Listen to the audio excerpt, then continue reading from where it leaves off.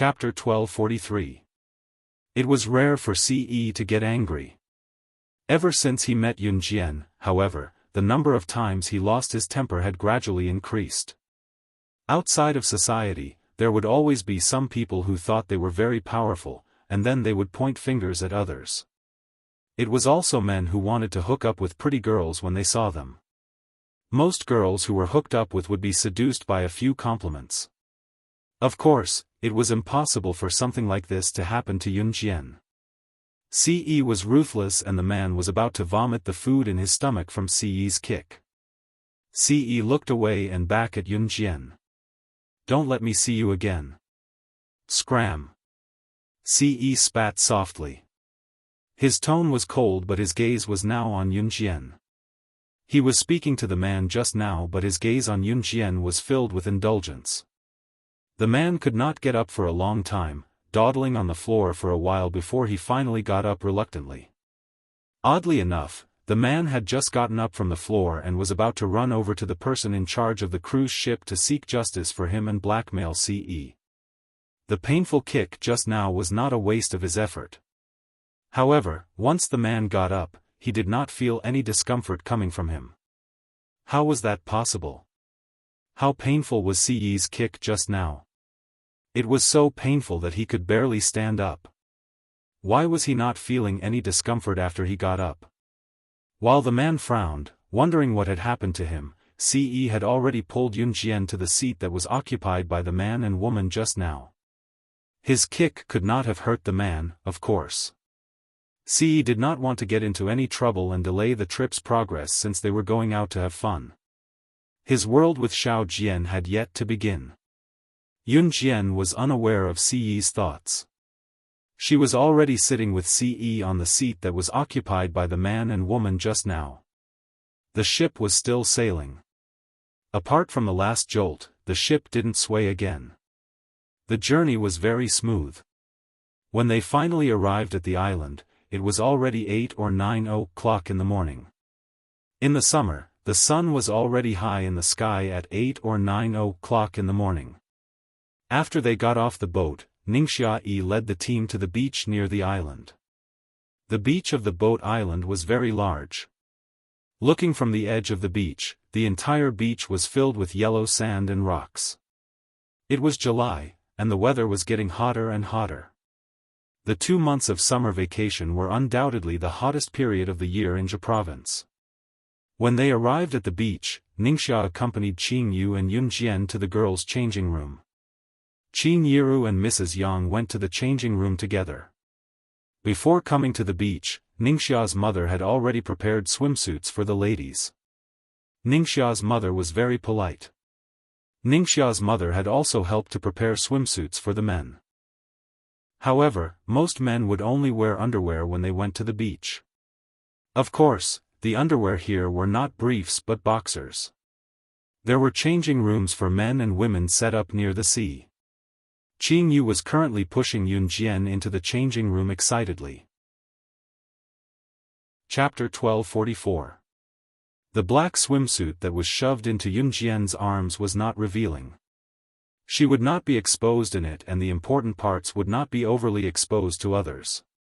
In spite of that, the black swimsuit showcased a girl's figure to its fullest. Even the bumpy parts could be completely displayed. Yunjian could feel it when she held the swimsuit in her hands. Yunjian could not help blushing. It was not that Yunjian had never worn a swimsuit before, but be it in her past life or this life, she had never worn something that exposed her figure completely and exposed her important parts, let alone a swimsuit. Yunjian was a famous secret agent in her past life, but as a female secret agent, she had never relied on seduction to win. Why was it that some people would think of bad things when they heard the word secret agent, especially female secret agents? Some people would even imagine female secret agents who relied on their bodies to win. All these did not exist for Yunjian. In her past life, she had killed many internationally renowned male assassins who were known for their abilities. In slaying God's world, seduction did not exist. What was there to ask? There was only one answer: she did not need nor did she have to seduce anyone. Her ability was enough for her to kill anyone in a second.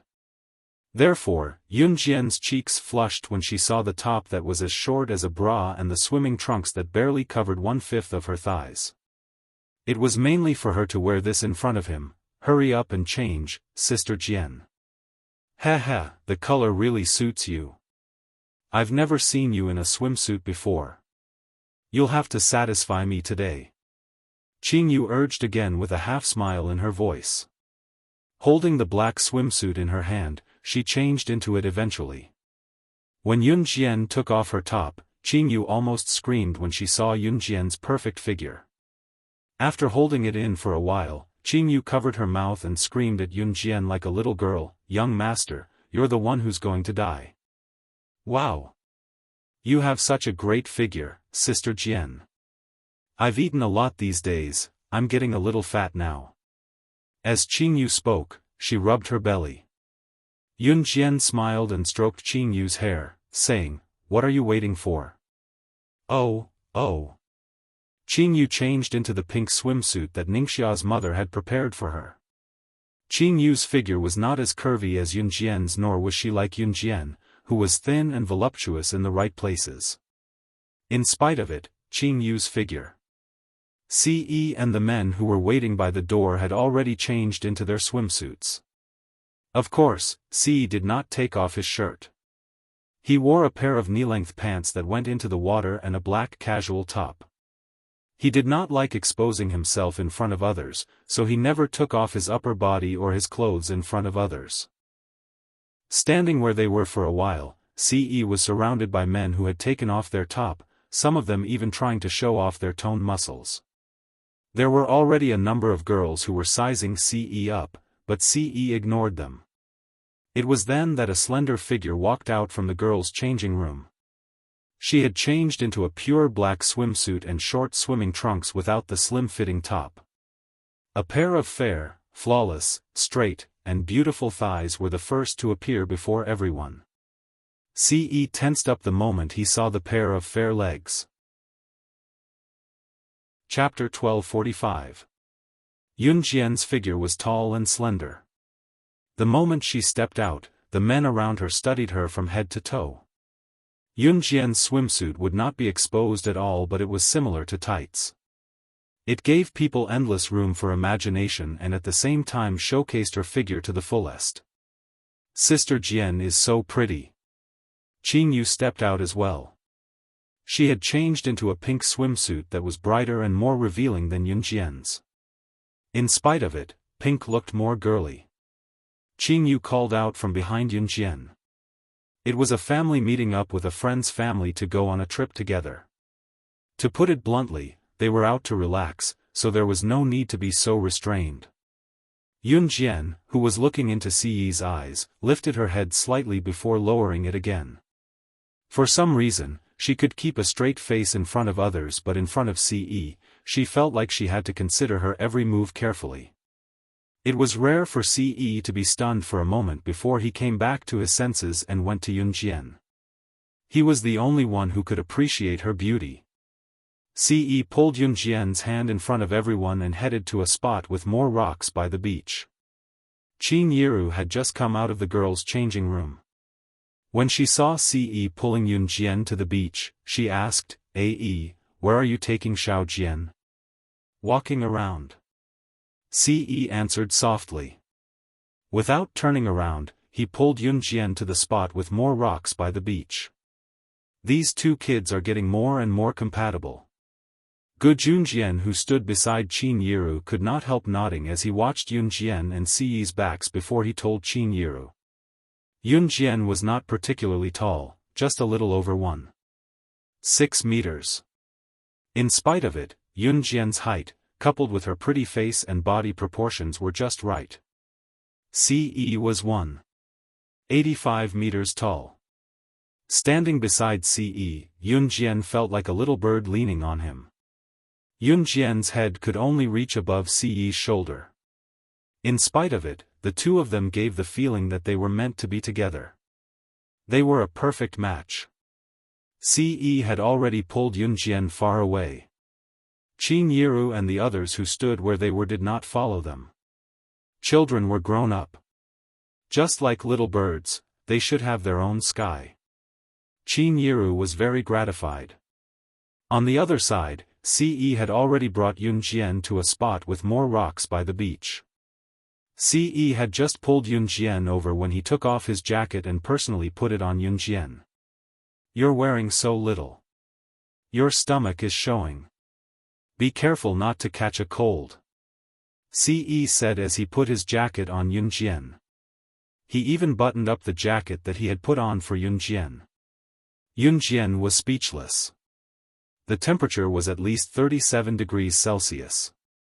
If it was noon and the sun was shining brightly, the temperature would soar to 40 degrees Celsius. In such a hot weather, some people would even want to take off their clothes to cool off. However, what did Ce say? He said, "Be careful not to catch a cold." The meaning of his words was too obvious.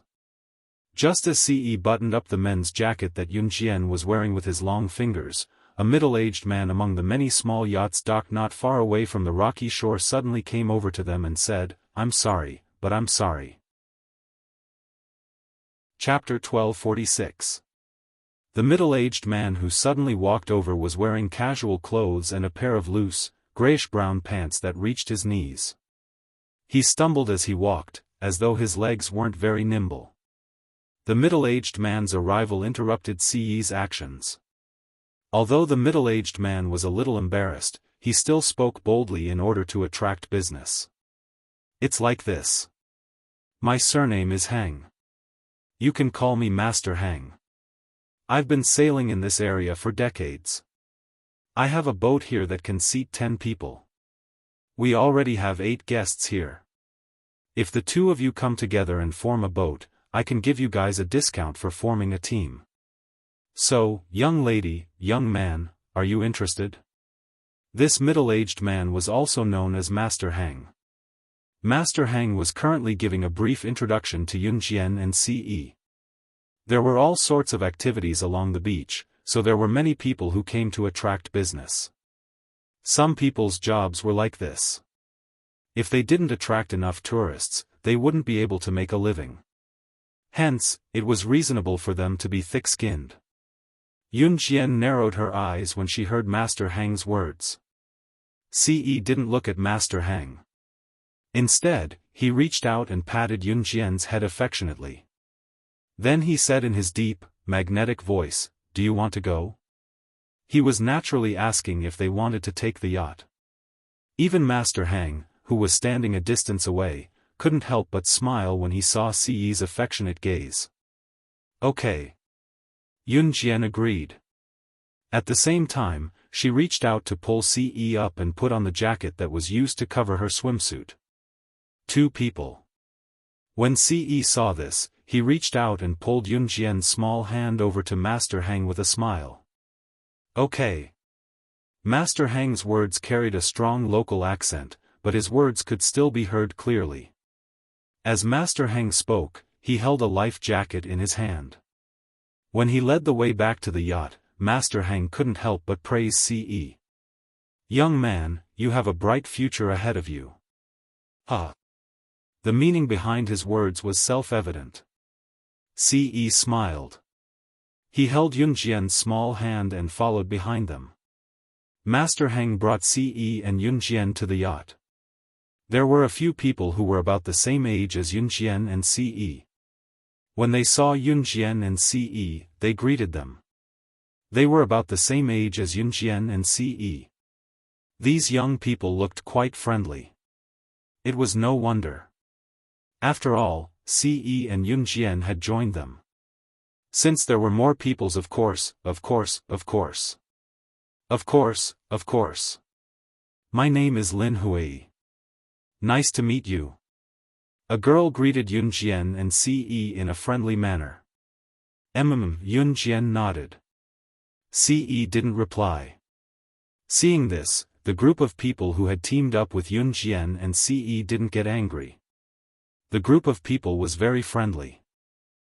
After all, not everyone would show their emotions on their faces.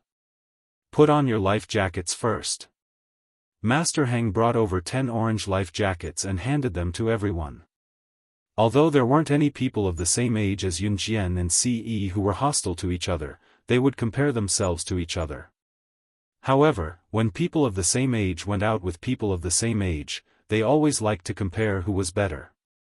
They even liked to say something professional to show that they were knowledgeable. "How do we put on the life jackets?" a girl asked. She couldn't put on the life jackets after a long time. Chapter 1247. The one who spoke was a good-looking young man. As he spoke, he lowered his head and fastened his life jacket. While fastening the life jacket, the young man couldn't stop bragging. "Back then, my uncle was a famous yachting expert. He even participated in some yachting competition. He even won the first prize." As he spoke, the young man paused and bragged even more. "When I was 16, I went to stay at my uncle's house for a period of time during summer vacation.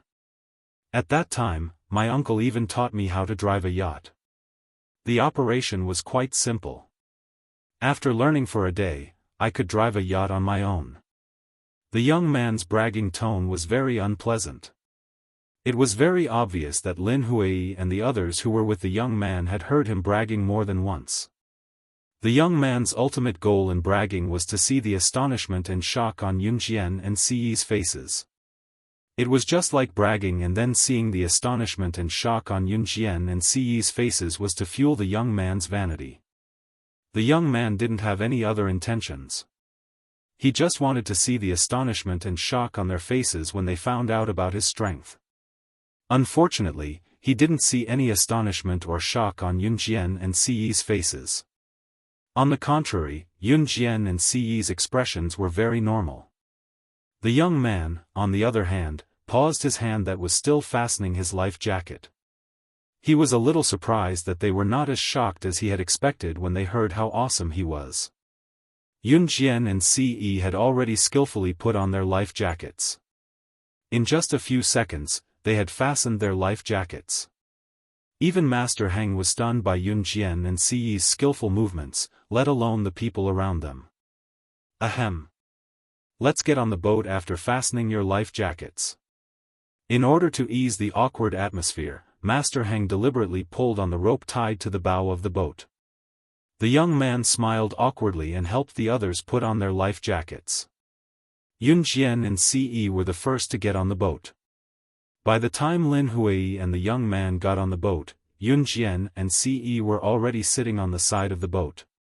When the other young people got on the boat, another boy beside the young man who had been bragging said, "Yushu, you said you learned how to drive a yacht during the summer vacation. I'll have to trouble Master Heng to drive it for you later." The young man who had been bragging in front of everyone was called Xiong Yushu. Xiong Yushu wanted to prove his ability from the beginning. Now that the other boy who came with him started cooperating, Xiong Yushu immediately said, "Hey, I didn't. I've learned how to drive a yacht, but Misa's uncle's way, Xiong Yushu, Yushu's and the boats and the boat, the boat, the boat, and the boat, the boat, the boat, the boat, the boat, the boat, the boats, the boat island was very big.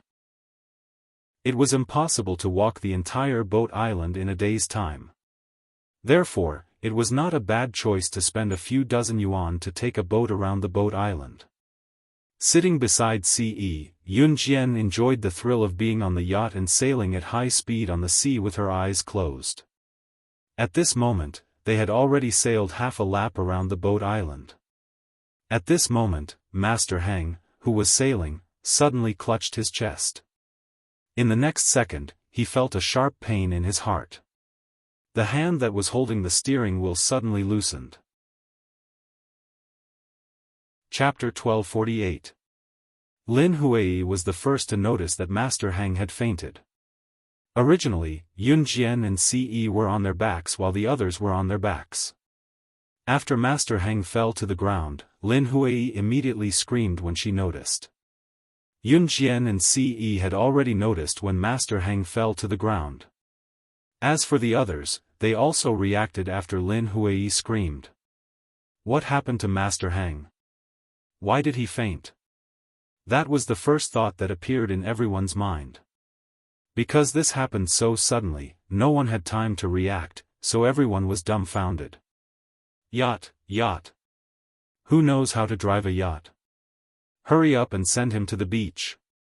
Will Master hang? One of the boys started shouting in panic.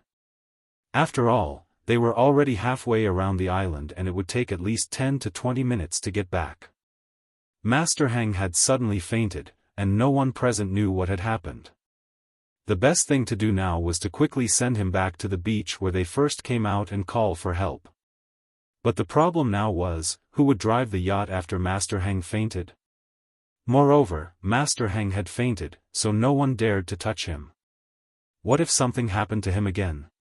What should they do? Who would take responsibility? Yushu, hurry up. Didn't you learn how to drive a yacht from your uncle during the summer vacation? Hurry up and drive the yacht back to the beach. If this drags on, someone will die. The boy who helped Xiong Yushu brag earlier said to Xiong Yushu. Because he had never encountered something like this before, when the boy spoke, his voice was hoarse and trembling. I don't know where to go. I'm not familiar with this place either. Xiong Yushu's boastful attitude was gone. He began to tremble, and even his footsteps were hesitant to drive the yacht. It was one thing to brag earlier, but now that it was a critical moment, he was afraid. After all, when he drove the yacht, he was alone. Now, he had to carry so many people, and there was also a person who could die at any time. He was afraid. Yushu, what are you waiting for? You're the only one here who knows how to sail a yacht. If you don't help us, The boy urged again. It wasn't a good idea for the yacht to stay here forever. If it stayed here for too long, the yacht might sink. Everyone became more and more afraid. Not only were they worried about Master Hang, but they were also worried about their own safety. However, just as these people were so scared that they couldn't move, they didn't know what to do next. A clear female voice was heard. I'll drive the yacht. Just as he finished speaking, Yun Jian had already turned sideways and sat in the driver's seat of the yacht. Yun Jian's back was facing the crowd. She said to the panicked people standing behind her, he has a myocardial infarction. Try not to touch him. Yun Jian's words were not a question, but a statement. After saying that, she started the engine of the yacht under everyone's surprised and stunned expressions and pushed the yacht to the maximum speed. How did you know he had a myocardial infarction? Did you study medicine? And you know how to drive a yacht? Lin Huai asked in surprise. Yun Jian didn't answer Lin Huai directly. Instead, she said to the crowd, hold tight. As soon as she finished speaking, Yun Jian released the clutch. Chapter 1249. Only the sound of wind blowing could be heard from the side of their ears. Everyone grasped the handle tightly, and they were all dumbfounded. Yun Jian's yacht was sailing at an extremely fast speed.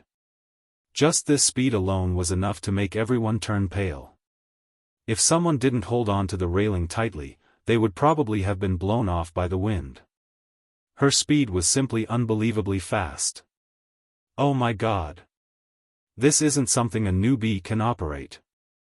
Even my uncle's speedboat isn't as fast as she is today. My uncle has been sailing a yacht for almost 20 years. Xiong Yushu was scared half to death. He quickly grabbed onto the railing tightly and spoke in a terrified tone.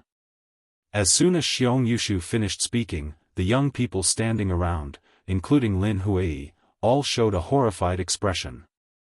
Previously, Xiong Yushu had bragged about how amazing his uncle was. But now? This girl who had boarded the yacht with them and hadn't spoken much from the start actually had such advanced yacht driving skills? Even Xiong Yushu couldn't help but complain that his uncle, whom he admired the most, wasn't as fast as Yun Jian today. How amazing must she be to be able to force Xiong Yushu to say something like this? The sea breeze roared as Ce stood beside Yun Jian. He didn't do anything else. Even in this open-air yacht, he didn't reach out to hold onto the railing and was able to stabilize his body. A journey that would normally take 10 to 20 minutes was forcibly shortened to 5 minutes by Yun Jian. Lin Hui, Xiong Yushu, and the rest were completely dumbfounded. Seeing such a situation, everyone present was stunned. It wasn't for anything else but Yun Jian's frightening ability. She actually knows how to sail a yacht. How old is she? Just as they were thinking this, Yun Jian's low voice was heard. Hold on tight. After Yun Jian finished speaking, the few people on the yacht used both hands to hold onto the railing. In the next second, they felt Yun Jian driving the yacht towards the shore where there was no water. Ah! We'll capsize like this. Lin Hui's face was pale with fright. She gripped the railing tightly and closed her eyes.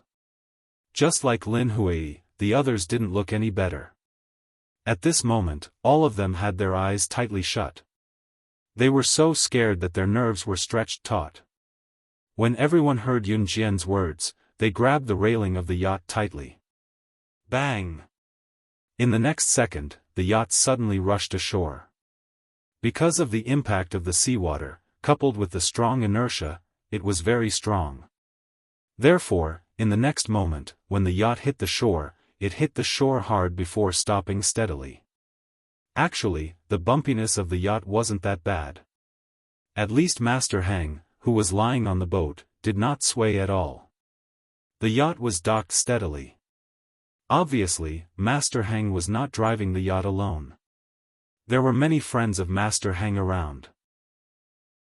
When they saw Yun Jian driving the yacht back to the shore, several other friends and colleagues of Master Heng ran over barefoot. What's wrong? What's wrong? The group of people were noisy. When they saw Master Heng lying on the boat, they were so scared that their faces turned pale. For a moment, they didn't know what to do.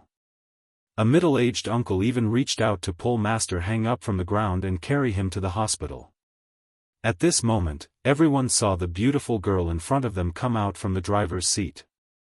She calmly stopped the man's actions. Don't touch him. The middle-aged uncle who was about to reach out his hand was stunned for a moment. He really didn't continue to reach out. Chapter 1250. The person who walked over did not care about anything else at all. He came over and criticized Yun Jian. He even looked unhurried. It did not look like he was doing it for Master Heng's sake. Instead, he looked like he was gloating. Moreover, this person walked over and looked at Yun Jian slowly. He looked like he could not wait to see something happen to Master Heng. Moreover, when he spoke to Yun Jian, this person's tone was very bad. However, this person deliberately said that it was for Master Heng's sake, causing the surrounding people to really think that Yun Jian was deliberately trying to harm Master Heng. Hence, the surrounding people started to criticize Yun Jian. Young lady, what's wrong with you? Are you hoping that something happens to our Master Heng? That's right. Our Master Heng is such a good person. This young lady is actually so vicious. Come, come. Hurry up and carry Master Heng to the hospital for a checkup. Master Heng's colleagues began to criticize Yun Jian. Some people even said that Yun Jian was vicious. The words were spoken in a split second. Narrowing her eyes, Yun Jian's lips curled into a cold smirk. After sneering, Yun Jian continued, he has a myocardial infarction. Call an ambulance immediately. You are not medical staff. After a myocardial infarction, if you are not rescued in time, the patient will often die within 2 hours. Don't move or help the patient walk. Otherwise, his condition will only worsen faster. If something happens, none of you can bear the responsibility. Yun Jian's cold words were quickly heard. Then, she successfully stopped the group of people who wanted to reach out to touch Master Heng. Yes, Yun Jian was right. If something happened while moving or helping the patient walk, no one could bear the responsibility. I'll call the doctor. Someone quickly ran to the hospital near the beach. Fortunately, it was not far from the hospital. After the doctor returned and completed a series of safety measures, he finally sent Master Heng safely to the hospital. Only then did the doctor wave his hand to wipe off the cold sweat on his body. Seeing that the medical staff had already escorted Master Heng to his hospital, the doctor wiped away the cold sweat on his forehead and said to everyone, "Phew, as long as he's sent to the hospital on time, there won't be any major problems. The patient's condition is very serious. Fortunately, you called us over and didn't reach out to help him or touch his body. Otherwise, he might have died on the spot." Even this doctor let out a soft sigh of relief, let alone the others. Especially the colleague of Master Heng who had scolded Yun Jian with exaggerated words just now. Although that person was unreasonable, he didn't want Master Heng to die at all, nor did he dare to do so. After hearing the doctor's words, the man still looked at the doctor in disbelief as he asked in a trembling tone, Doctor, is it true that old Heng couldn't be moved just now?" It was obvious that this person did not know anything about medicine. The doctor glanced at this person and said, "That's right. In layman's terms, if you touch him, it's very likely that the patient who is in the middle of a myocardial infarction will die on the spot. In that case, the young lady really knows medicine." At this moment, someone looked at Yun Jian with a slightly surprised gaze. At this moment, everyone's gaze shifted to Yun Jian. When they saw that Yun Jian was only 16 or 17 years old and wasn't even an adult, everyone was shocked and frightened. Chapter 1251. Everyone was scared out of their wits. That was a human life. If it wasn't for Yun Jian, perhaps Master Heng would have already. At the thought of this, everyone shuddered violently. Without a doubt, what happened just now had a huge impact on everyone present. Even this group of old masters were scared half to death, not to mention Lin Hui, Xiong Yushu, and the other youngsters. At this moment, the group of youngsters led by Lin Hui were all in a daze. Their expressions were no different from being petrified.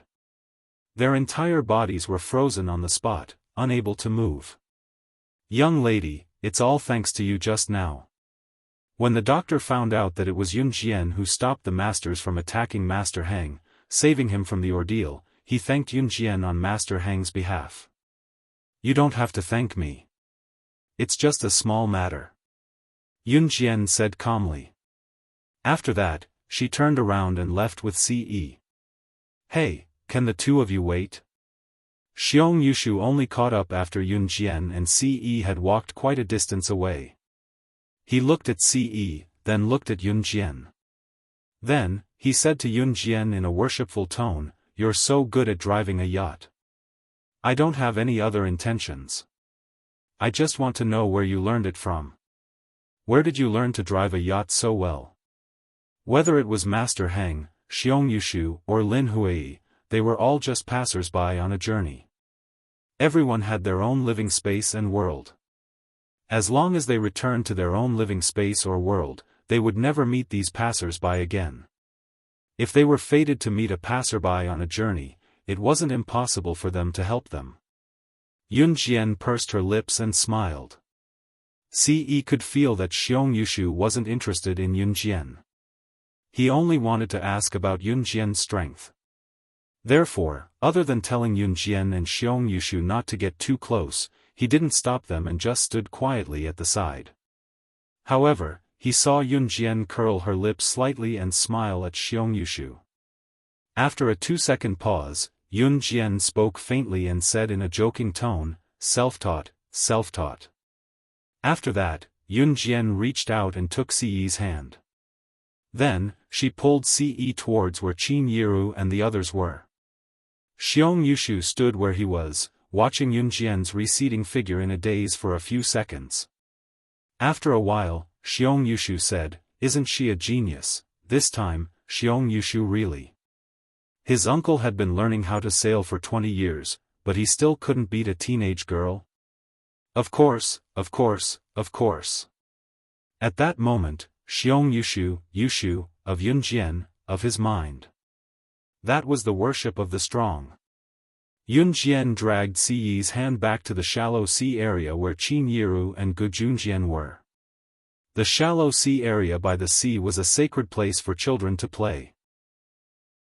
Because the sea was shallow, even if the children went into the water, the adults would watch from the side and not let the children fall into the water. It could be said that it was a safe and fun place. Yun Jian, who was dragging Siyi's hand, walked back to the beach like a teenage girl. From afar, she saw Xiao Yunzhu, Duanli, and Duanya lying on the sand on the beach. They were holding plastic cups in one hand and squatting on the ground. "Shoo, don't talk. Otherwise, the little crabs won't come out." Xiao Yunzhu was like a little adult as he took charge of the order. Duanli and Duanya also started to shush each other. Yun Jian dragged Ce over. Xiao Yunzhu raised his head and was about to say something when he saw Yun Jian dragging Ce over. Xiao Yunzhu had just found a little crab's hole. However, when he saw Yun Jian and Ce, he immediately stepped on the little crab's hole. The poor little crab's hole was blocked by Xiao Yunzhu. Xiao Yunzhu was already running over with Duanli and Duanya. At the same time, he said coquettishly, "Sister, brother Ce." Xiao Yunzhu tactfully rushed into Ce's arms. Duanli and Duanya, on the other hand, rushed into Yun Jian's arms. Yun Jian reached out to ruffle their hair. Seeing such a harmonious scene, her words softened. "Did you have fun?" "Yes, yes. This is the first time I've been to the beach. Sister, we're all so happy." Duanli held Yun Jian's hand and said excitedly. "Hee, brother Ce, can you take us to eat ice cream? We're so thirsty." Xiao Yunzhu shook Ce's hand and said coquettishly. "Okay." Ce immediately agreed. After informing Qin Yiru and Gu Junjian, Yun Jian and Ce each held Duanli and Duanya's hands and walked to a nearby ice cream shop. This ice cream shop was famous for being expensive, but it was also the only ice cream shop within a radius of 8 miles. When Yun Jian and Ce brought Xiao Yunzhu and the other two into the shop and sat down, suddenly, another group of people entered the shop. Yun Jian didn't look carefully. However, she heard someone suddenly shout at her. "Hey, it's you guys. What a coincidence." Chapter 1252. Lin Hui, Xiong Yushu, and the others didn't expect to meet Yun Jian and Ce again at the ice cream shop. Lin Hui, Xiong Yushu, and the others were shocked by Yun Jian's superb yachting skills and her proficient medical knowledge. Now, they even treated Yun Jian as their idol. Xiong Yushu felt that he wanted to pretend to be amazing in front of Yun Jian and Ce, but he felt embarrassed when he thought about it now. But at this moment, the admiration in her heart was greater than the feeling of embarrassment. Lin Hui, Xiong Yushu, and the others quickly walked over and stood in front of Yun Jian and Ce. Lin Hui put her hands behind her back and smiled at Yun Jian playfully. Then, she said, "Are you here for ice cream too? Do you mind sharing a table?" Lin Hui said as she glanced at Xiao Yunzhu, Duanli, and Duanya. "Wow, what a cute little brother and little sister." Lin Hui said as she squatted down to look at Xiao Yunzhu, Duanli, and Duanya. "Okay." Yun Jian didn't refuse. This was because she saw that Xiao Yunzhu, Duanli, and Duanya seemed very curious when they saw Lin Hui and the others. It wasn't bad to let Xiao Yunzhu, Duanli, and Duanya see more people and the world. Then we won't stand on ceremony, haha. Lin Hui said as she took the lead and sat down. After chatting for a while, they found out that Lin Hui's family was in the north. She, Xiong Yushu, and the others all came from the north. Xiong Yushu's uncle was from the south. When Xiong Yushu was 16, he came to the south for a summer vacation and learned how to sail at his uncle's house. At this point, the ice cream that everyone had ordered was served. The ice cream in this shop was very big, but the price was very expensive. Obviously, since Lin Hui and the others came to the shop, it meant that their family background wasn't bad. Otherwise, they wouldn't have come all the way from the north for a vacation. The ice cream here was eaten with a spoon. Once, she accidentally got some ice cream on the side of her mouth when she scooped it into her mouth with the spoon. Ce didn't say anything. When he saw it, he immediately reached out and gently wiped the ice cream off Yunjian's mouth. This action warmed the hearts of Lin Hui and the others. Even Lin Hui couldn't help but say, "You two are so loving.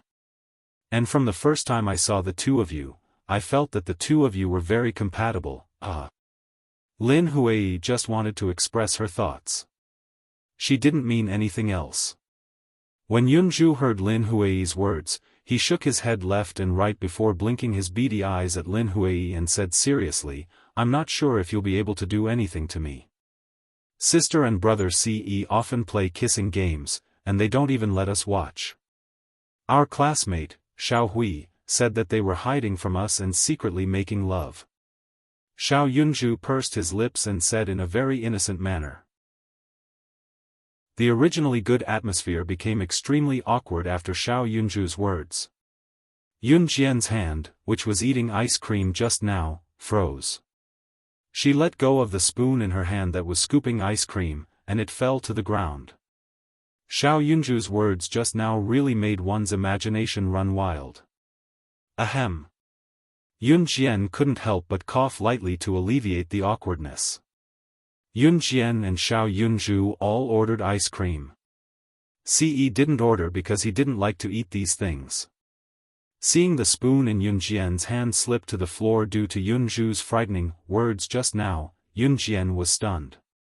Ce reached out and caught the spoon without even looking.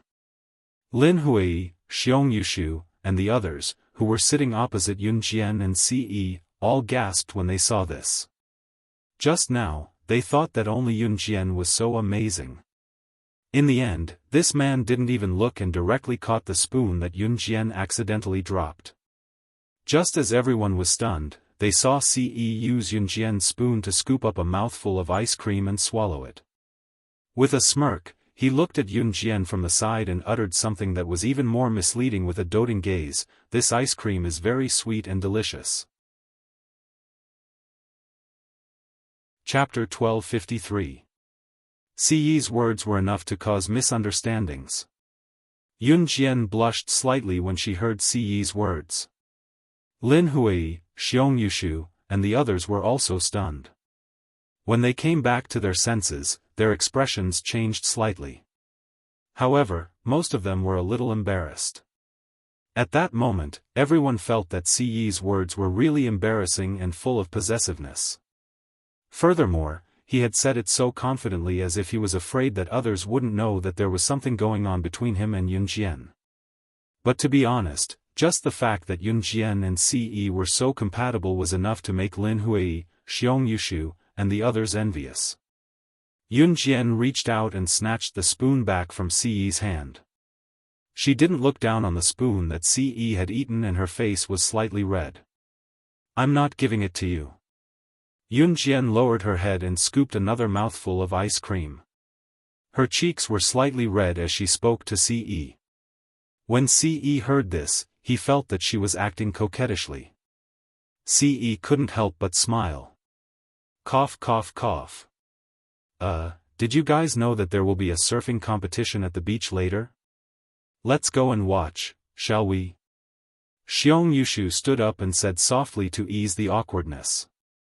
As he spoke, Xiong Yushu rubbed his mouth with his hand. Surfing? Little brother, is surfing the kind where people stand on a wooden board and rush around in the sea? Xiao Yunju thought for a while and asked cleverly. When he heard Xiao Yunju's analogy, Xiong Yushu quickly nodded. Yes. I want to go, I want to go. When Xiao Yunju heard this, he quickly ran over and shook Yunjian's hand.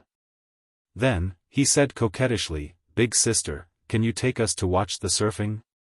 Our teacher talked about surfing in class before. I want to watch it." Since Xiao Yunju had spoken, Yunjian naturally wouldn't disagree. She pursed her red lips and immediately agreed, okay. Upon hearing that Yun Jian had agreed, Xiao Yunzhu and the other two were overjoyed. After finishing their ice cream, they set off for the beach. Xiao Yunzhu and the other two were no longer as mischievous as before. Perhaps it was because she had eaten a large bowl of ice cream. Since it was Xiong Yushu's suggestion, he led everyone to the beach where the surfing competition was going to take place.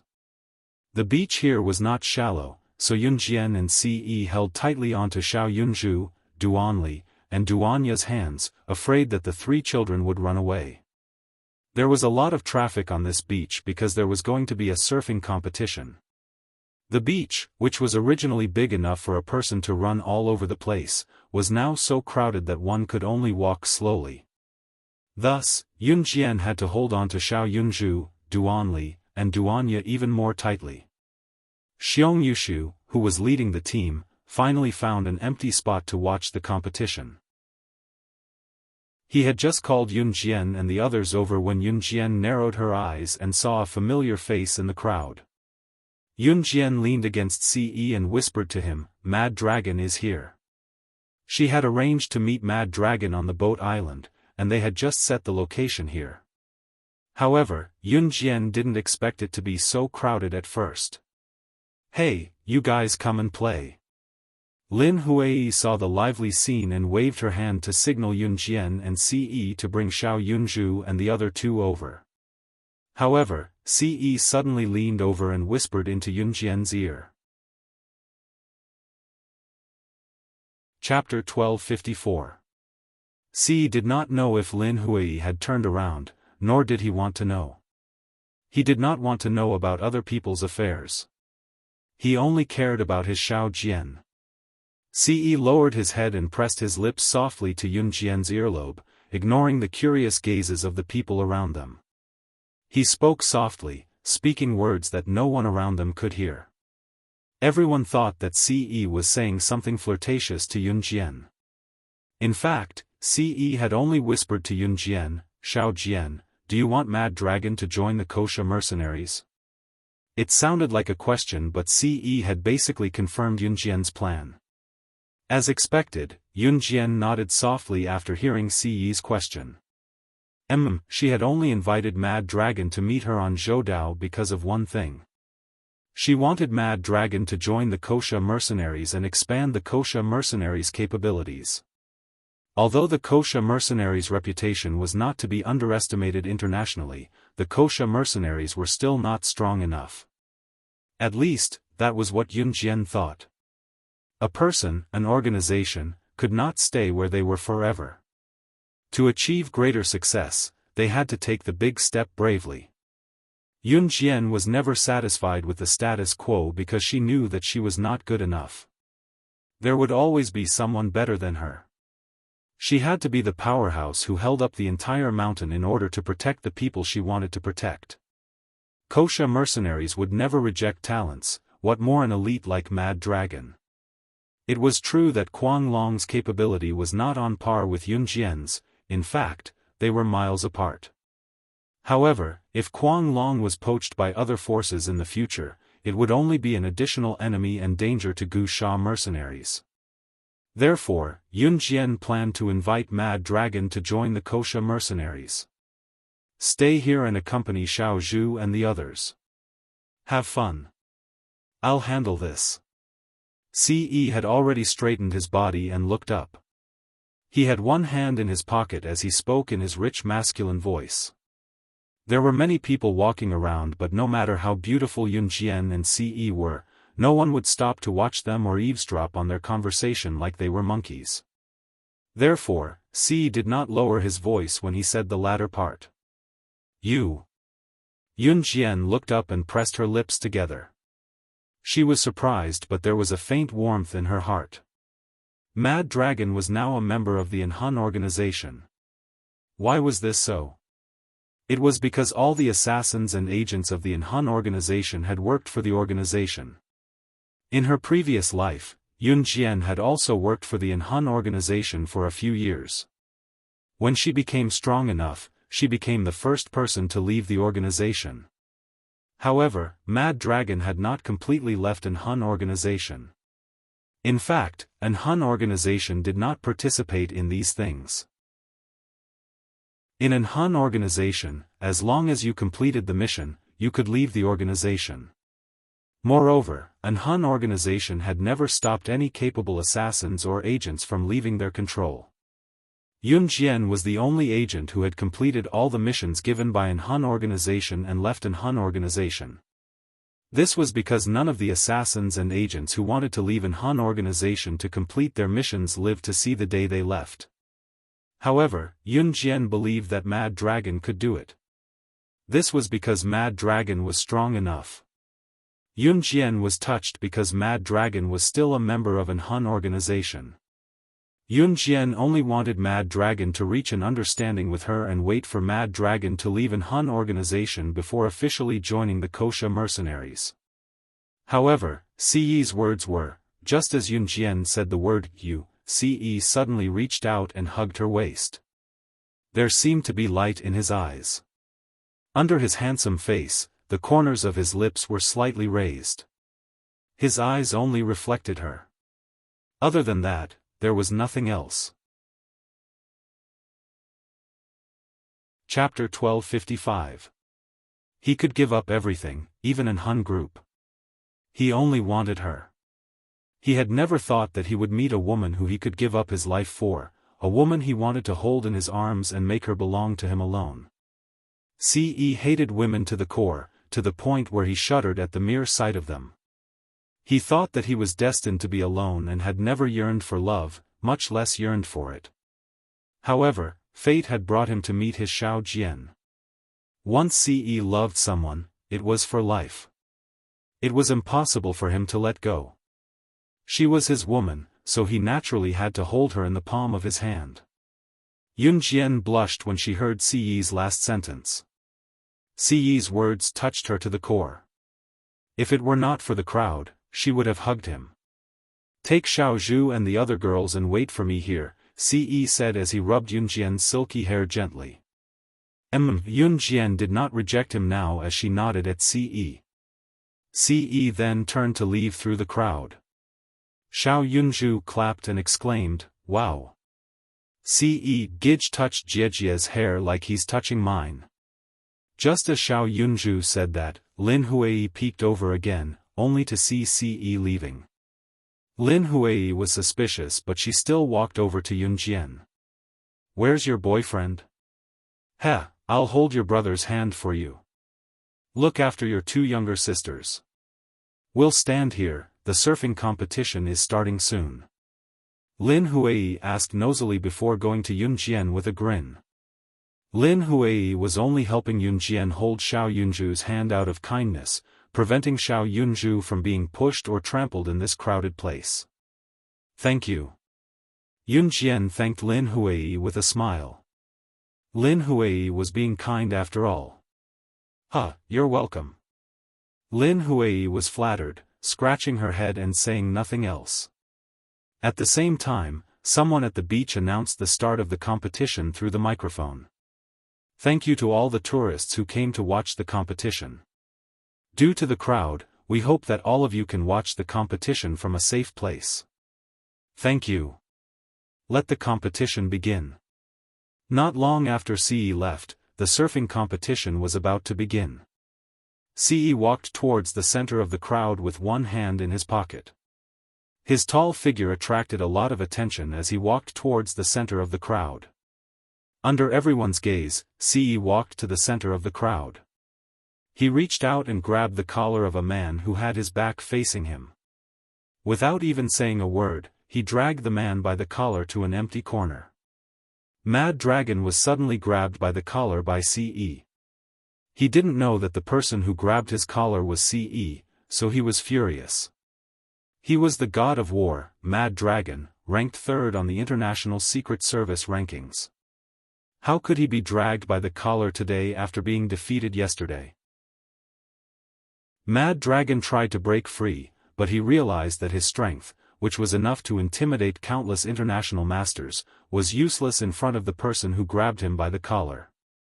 Ce dragged Mad Dragon to an empty beach before he threw Mad Dragon to the ground. Chapter 1256. It was the man who had been standing next to SS. Mad Dragon's expression changed drastically. Mad Dragon had met Ce at the beach yesterday. Of course, that was because Ce was standing next to Yunjian. More importantly, the three leaders of Anhun were there as well. Therefore, Mad Dragon had suspected that Ce was most likely the leader of Anhun. Mad Dragon did not know whether Ce was the leader of Anhun or not. In Anhun, other than the four leaders, no one else had seen the leader of Anhun. Even Slaying God did not know that Ce was the leader of Anhun. If Ce had not admitted it, Yunjian would not even know where to start investigating. No matter how good Yunjian was, she would not be able to find out who the leader of Anhun was. Mad Dragon's expression changed drastically, but he did not lose his footing. It was undeniable that Mad Dragon was stronger than all of Yunjian's opponents and teammates. And for a powerful person, being calm and unhurried after encountering a situation was the most basic. Mad Dragon could not confirm that Ce was the leader of Anhun just by looking at the three leaders of the organization. After all, Anhun had existed for so many years. It was hard for him to believe that the leader of Anhun was a young man who was about his age or even 2 years younger than him. To be honest, it was not that Mad Dragon did not believe it, but he was slightly doubtful. Mad Dragon. Just as Mad Dragon was frowning and trying to guess Ce's identity, Ce's voice interrupted him. Mad Dragon frowned and looked at Ce when his name was called. As a professional agent, Mad Dragon did not respond to Ce. "I'll give you 3 days. Anhun will let you go as long as you join the Wuxia mercenaries within 3 days, Ce made his intentions clear. He never bothered to beat around the bush with people because he didn't have the time to talk nonsense with people. You. Mad Dragon's eyes widened and he was completely shocked by Ce's words. Ce's 3 simple sentences summed up a lot of things. For example, he had indirectly mentioned that he was the leader of Anhun.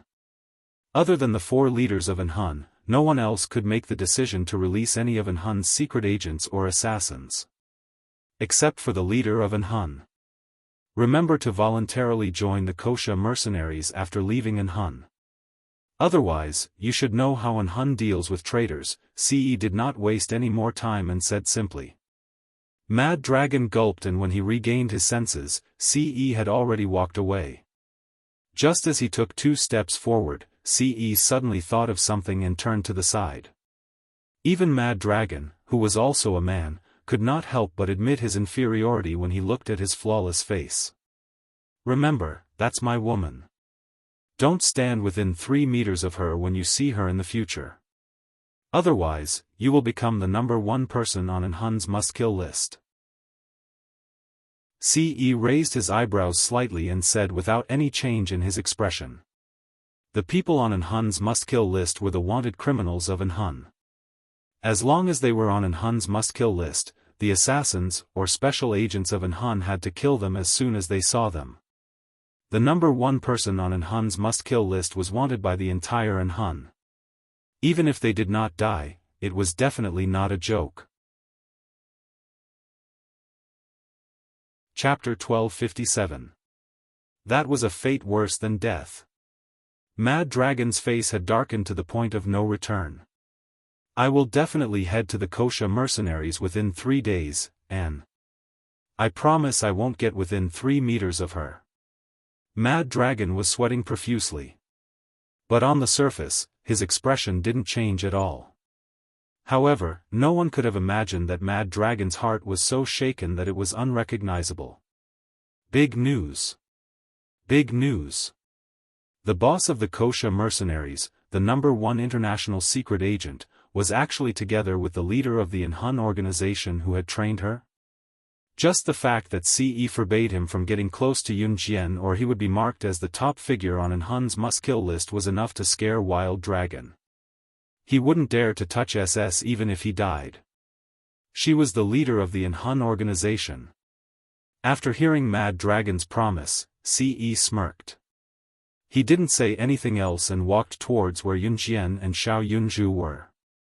At this moment, Yunjian was holding Duan Li and Duan Ya's hands, while Lin Huai was helping Yunjian hold Xiao Yunju's hand. They were standing at their original spot watching the surfing competition. Wow, sister and the others are so awesome. I want to be as awesome as them when I grow up. Xiao Yunju was still young, so his words weren't true. Children only like to dream of their own dreams, but they didn't know the cruelty of reality. That was the benefit of being a child. Children didn't need to think too much about the trivial matters of the world. Just like Xiao Yunju, he could say whatever he wanted without any taboos. Xiao Zhu will definitely be so awesome when he grows up. Yunjian patted Yunju's head with her hand that was holding Duan Li's before taking Duan Li's hand again. Ha. Yunju stuck his tongue out at him. By the time Ce returned, the surfing competition was already halfway through. Ce accompanied Yunjian to watch Xiao Yunju and the other two surfing competition. It was already past 4 in the afternoon. Because the latest cruise from Zhoudao back to Ning City was at 5 p.m., they had to prepare to return at this time. Lin Huai, Xiong Yushu, and the others planned to stay on the island and play for a day before going back. Yunjian said goodbye to Lin Huai and the others, and then said goodbye at the Boat Island's pier. This goodbye usually lasted for a lifetime. By the time Yunjian and Qin Yiru returned to Ningxia's house in Ning City, it was already 6:00 in the evening. Ningxia's mother politely prepared a sumptuous dinner. Everyone had dinner in harmony. They were ready to depart for Longmen City early the next morning.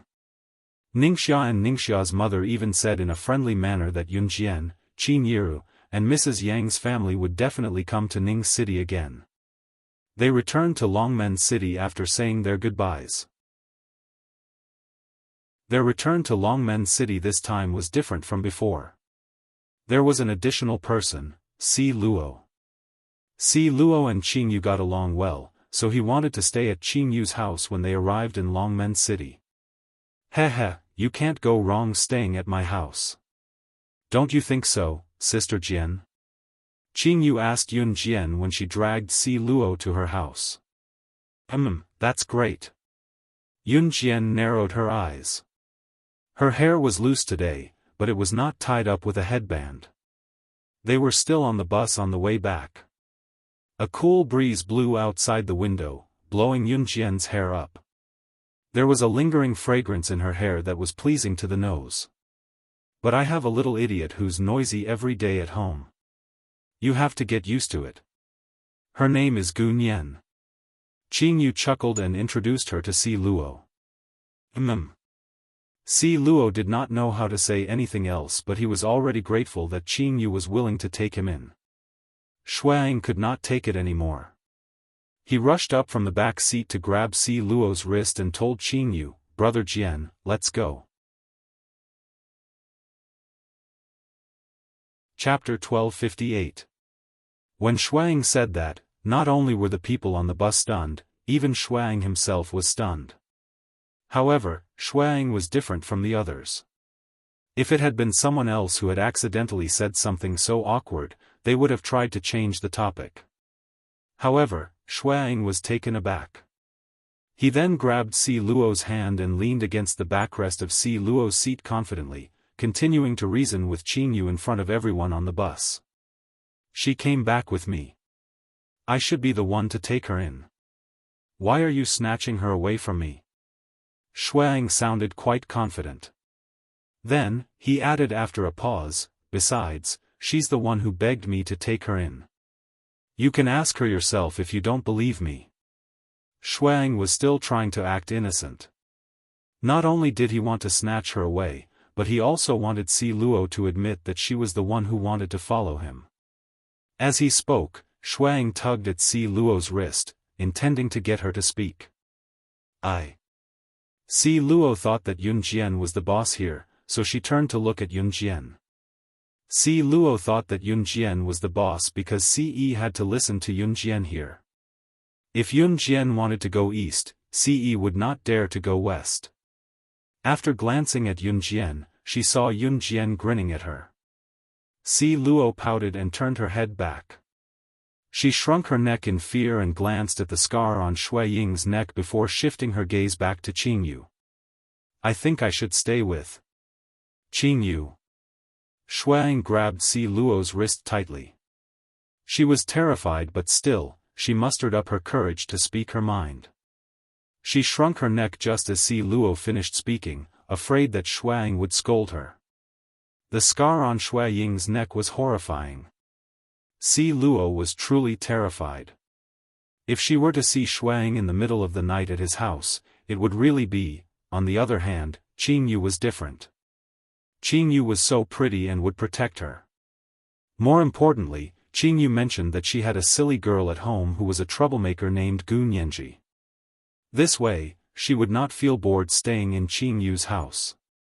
So she still chose to. Damn, you're actually planning to do it with her? No, this won't do. You came back with me, so you have to come with me. Shui Ying's grip tightened.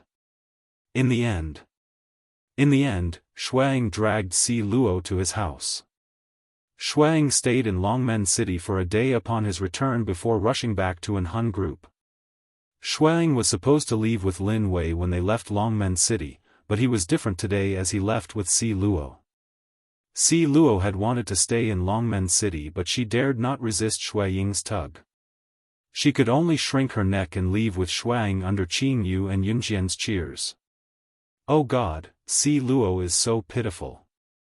Don't you think so, Sister Jian?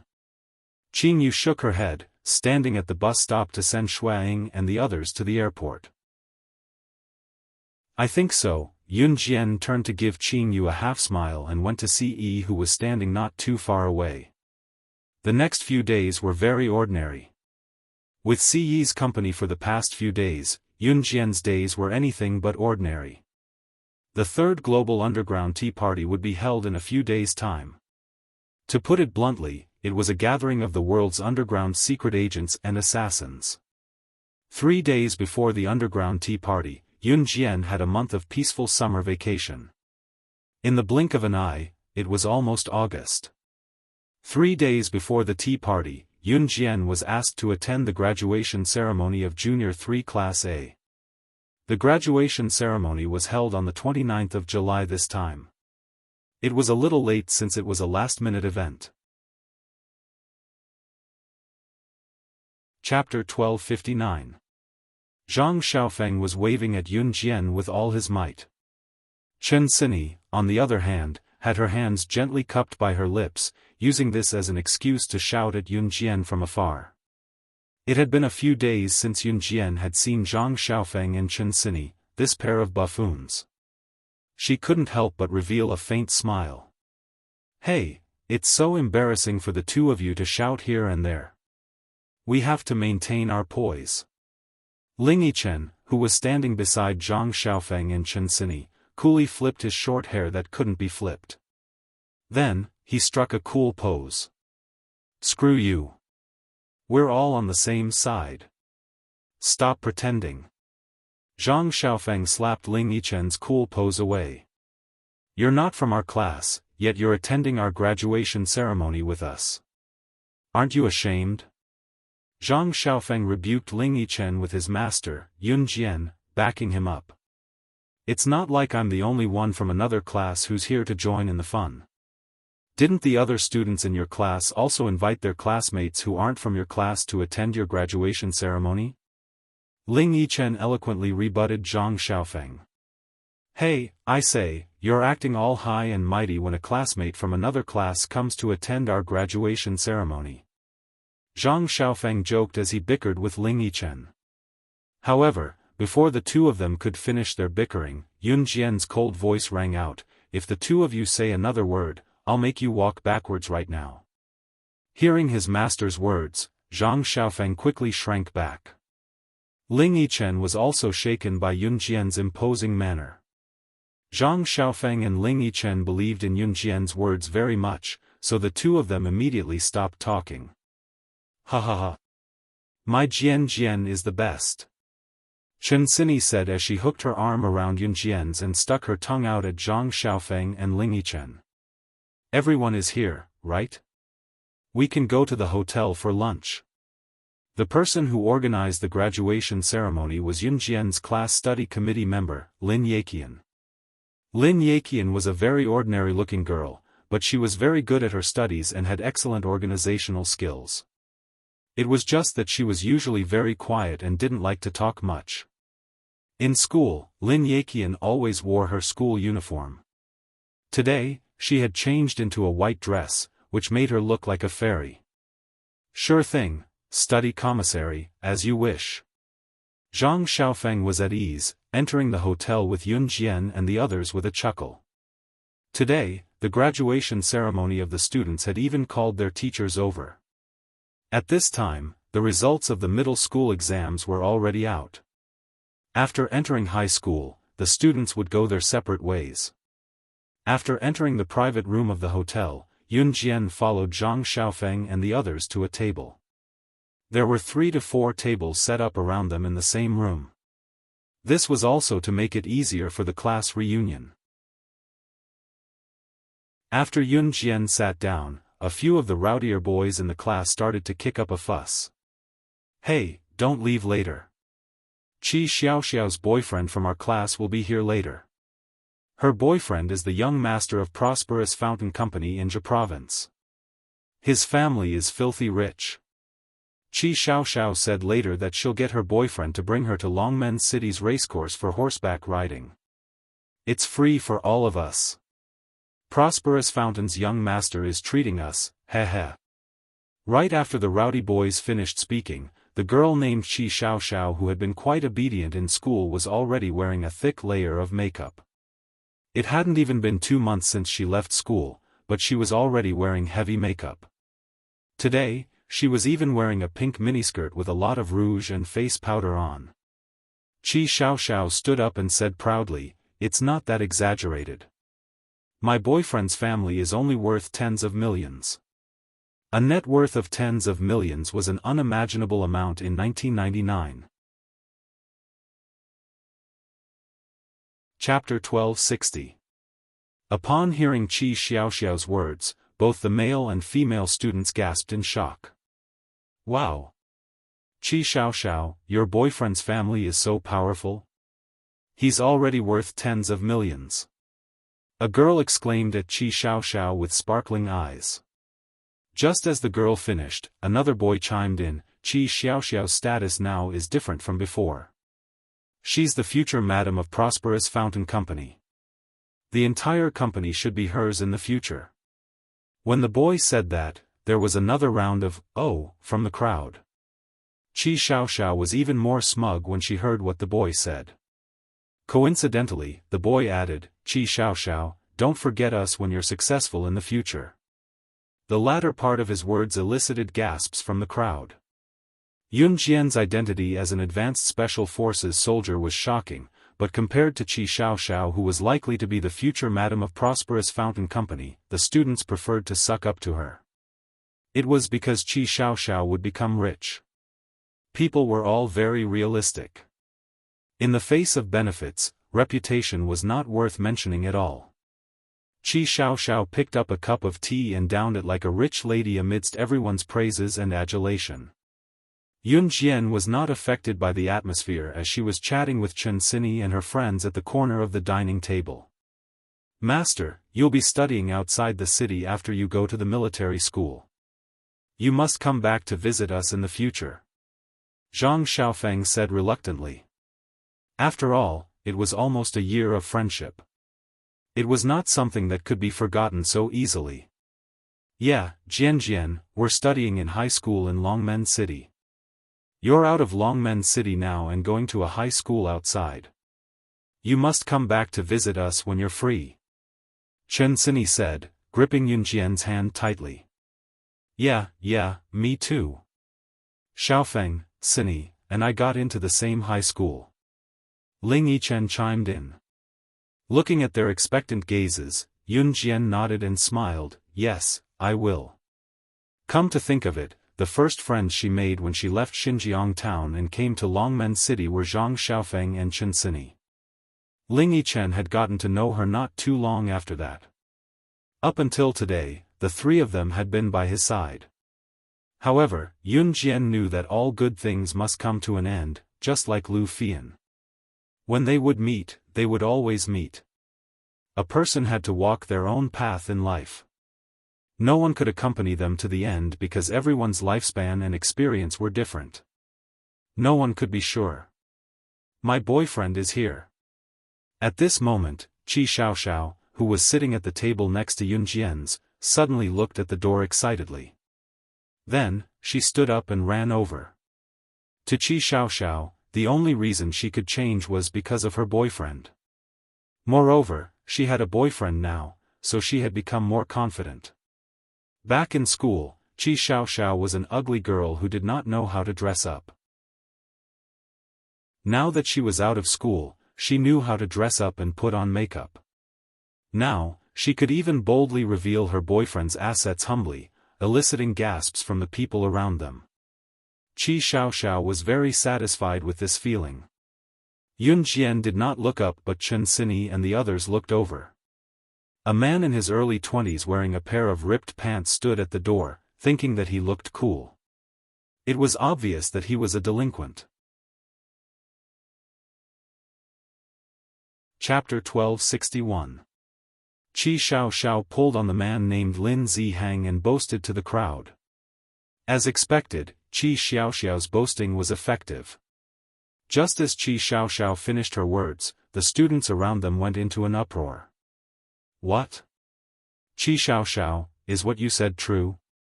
Your boyfriend is footing the bill for everything we've spent today? Someone asked Qi Xiaoxiao in disbelief. When Qi Xiaoxiao saw that everyone was so shocked, she was very satisfied that everyone was looking at her with such an expression. Therefore, Qi Xiaoxiao didn't even want to pay attention to those who were looking at her with such an expression. Qi Xiaoxiao hooked her arm around Lin Zihang's and said coquettishly like a little girl, Zihang, don't you think so? We're footing the bill today. It's just this much anyway. Your allowance for half a day is enough. It turned out that Lin Zihang had not agreed to it yet. Yun Jian did not look up but she scoffed. Lin Zihang resisted the urge to slap Qi Xiaoxiao. Who asked her to spout nonsense and make him foot the bill? In spite of it, Lin Zihang still had to pretend to be a rich young master who did not care about money. Eat as much as you want today. It's all on me. Lin Zihang said through clenched teeth. Then we won't hold back. Rich people are indeed different. A boy opened his mouth to tease. Everyone was chatting and joking but most of them were sucking up to Lin Zihang or Qi Xiaoxiao. At this moment, Yun Jian's identity as an advanced special forces soldier was insignificant. In spite of it, it was what Yun Jian wanted. Halfway through the meal, Qi Xiaoxiao and Lin Zihang went out to settle the bill. Since they had to go to Longmen City's racecourse in the afternoon, they had to finish their lunch quickly or they would not have enough time to play. Jian, come with me to the washroom. Chen Sini asked Yun Jian as she held her stomach. Yun Jian was done eating and had nothing to do now, so she stood up to accompany Chen Sini to the washroom when Chen Sini called her. Hotel washrooms were usually separated into male and female washrooms with sinks. Yun Jian didn't go to the ladies' room. She was there to accompany Chen Sini. She stood at the sink and waited for Chen Sini. Suddenly, a very soft conversation could be heard from afar. Yun Jian's ears were very sensitive. Although she didn't deliberately listen, she could still hear the conversation coming from the side of the sink and the stairs. Rather than a conversation, it was more like a couple kissing. Zihang. Zihang. Yun Jian could tell that it was Qi Xiaoxiao's voice that came from her. Yun Jian raised her eyebrows. She leaned against the wall and hid by the staircase, squinting her eyes to look. At the staircase, Qi Xiaoxiao was hugging Lin Zihang and the two of them were kissing happily. He was really thirsty. Yun Jian sneered silently.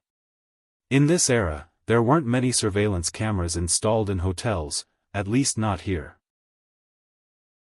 Moreover, the staircase where Qi Xiaoxiao and Lin Zihang were kissing had no windows. It was dark and gloomy, so not many people used it. Xiaoxiao. Lin Zihang's hand had already reached into Qi Xiaoxiao's clothes naughtily. Don't. Qi Xiaoxiao moaned coyly. The voice sent chills down Yunjian's spine. Yunjian squinted when she saw Qi Xiaoxiao stop Lin Zihang's hand and said shyly to him, "Zihang, we're already like this. When are you going to get engaged to me?" Yunjian raised a brow. Chapter 1262. Yunjian could clearly feel Qi Xiaoxiao's shock at Lin Zihang's sudden change in attitude. After all, Qi Xiaoxiao was dating Lin Zihang with the goal of marrying him. Zihang, what did you say? Didn't I already do it with you? Why are you going back on your words? Didn't you say before? Qi Xiaoxiao was dumbfounded. She thought she would really marry Prosperous Fountain Company's young master, Lin Zihang, like what her classmates said. Before? What did I say before? Lin Zihang refused to admit it. Initially, Lin Zihang could still say a few words to coax Qi Xiaoxiao, but when Qi Xiaoxiao said that he would foot the bill for today's class reunion, Lin Zihang changed his mind completely. That wasn't a small sum. What right did she have to make the decision for him? Did she really think that she was his housekeeper? Lin Zihang was thoroughly enraged. But didn't we already? You said that as long as I'm with you, you'll treat me well. What's yours is mine. Qi Xiaoxiao was stunned by Lin Zihang's words. While they were still arguing, Yunjian had returned to the sink. Just as she did so, Chen Sini's screams came from the washroom. Jian, I didn't bring any tissues. What should I do? Jian, can you help me ask the front desk if there are any tissues? We can see the front desk if we go down the stairs. Chen Sini was upset as she squatted in the washroom and shouted at Yunjian with her hands covering her face. Okay. Yunjian nodded faintly. Qi Xiaoxiao and Lin Zihang were still arguing by the stairs. Overall, Lin Zihang had the upper hand. Lin Zihang pinched Qi Xiaoxiao's chin and told her, "I'm just interested in you and your F***king taking advantage of me. Do you think I have to marry you just because we've slept together a few times? I've always been the one leading you in bed like a dead fish. If you know what's good for you, be good and don't be so shameless. I can still give you face and play with you for a while. Otherwise, I'll make you look bad today." Lin Zihang said fiercely to Qi Xiaoxiao. He had exposed his viciousness in its original form. Revealing his true colors was nothing more than this. Qi Xiaoxiao was shocked by Lin Zihang's ugliness. She originally thought that the matter of her becoming the Madam of Prosperous Fountain Company was already set in stone. Now that she had bragged, how was she going to face others in the future? Lin Zihang, how could you do this? You didn't say that before. You said that as long as I was with you, you would treat me well for the rest of my life. You still dare to say that you... Qi Xiaoxiao had only just finished her sentence. Lin Zihang didn't even have time to interrupt Qi Xiaoxiao. At this moment, a figure silently passed by the two of them. Yunjian didn't make any sound as she stepped on the stairs. She walked past Qi Xiaoxiao and Lin Zihang as if she didn't hear their heated conversation and headed downstairs. Qi Xiaoxiao and Lin Zihang were arguing just now and Yunjian didn't make any sound when she walked. Thus, the two of them only noticed Yunjian when she appeared in front of them. Especially when it was dark on the stairs, Qi Xiaoxiao and Lin Zihang were so shocked that they almost fell down when they saw Yunjian. At this moment, Yunjian had already walked past Qi Xiaoxiao and Lin Zihang and was about to head down the stairs. Qi Xiaoxiao finally saw Yunjian clearly. When she saw that this person was actually Yunjian, she was so shocked that her face turned pale. Lin Zihang was also shocked. Nobody wanted their scandals to be spread. Especially people like Qi Xiaoxiao and Lin Zihang who were prideful. Yunjian? Stop right there. Qi Xiaoxiao shouted at Yunjian after she saw her clearly. Did Yunjian hear my conversation with Lin Zihang just now? How much did she hear? Yunjian didn't bother with Qi Xiaoxiao. This time, Qi Xiaoxiao and Lin Zihang rushed down together and blocked Yunjian's path. Qi Xiaoxiao even pointed at Yunjian and said, "Yunjian, stop right there. I told you to stop right there. No one can order me around." Yunjian suddenly looked sideways at Qi Xiaoxiao. Her sharp eyes were filled with murderous intent. Yunjian's words made Qi Xiaoxiao and Lin Zihang tremble. Chapter 1263. Yunjian's sudden words made Qi Xiaoxiao and Lin Zihang tremble. "You, what did you say?" Qi Xiaoxiao was shocked by Yunjian's words. Qi Xiaoxiao took 2 steps back at the thought that Yunjian was an advanced special forces soldier. But very quickly, Qi Xiaoxiao was afraid that her scandal with Lin Zihang would be exposed, and she was even more afraid that she had bragged in front of everyone. Many people even said that she could become the future madam of Shengyuan Company. But in such a short time, Lin Zihang didn't want her anymore. That wasn't the main point. The main point was that Lin Zihang wasn't tired of her. This meant that if Qi Xiaoxiao didn't say anything, no one would know. But she had just bragged in front of so many people and Yunjian had seen it. Yunjian heard what she said. How much did she hear?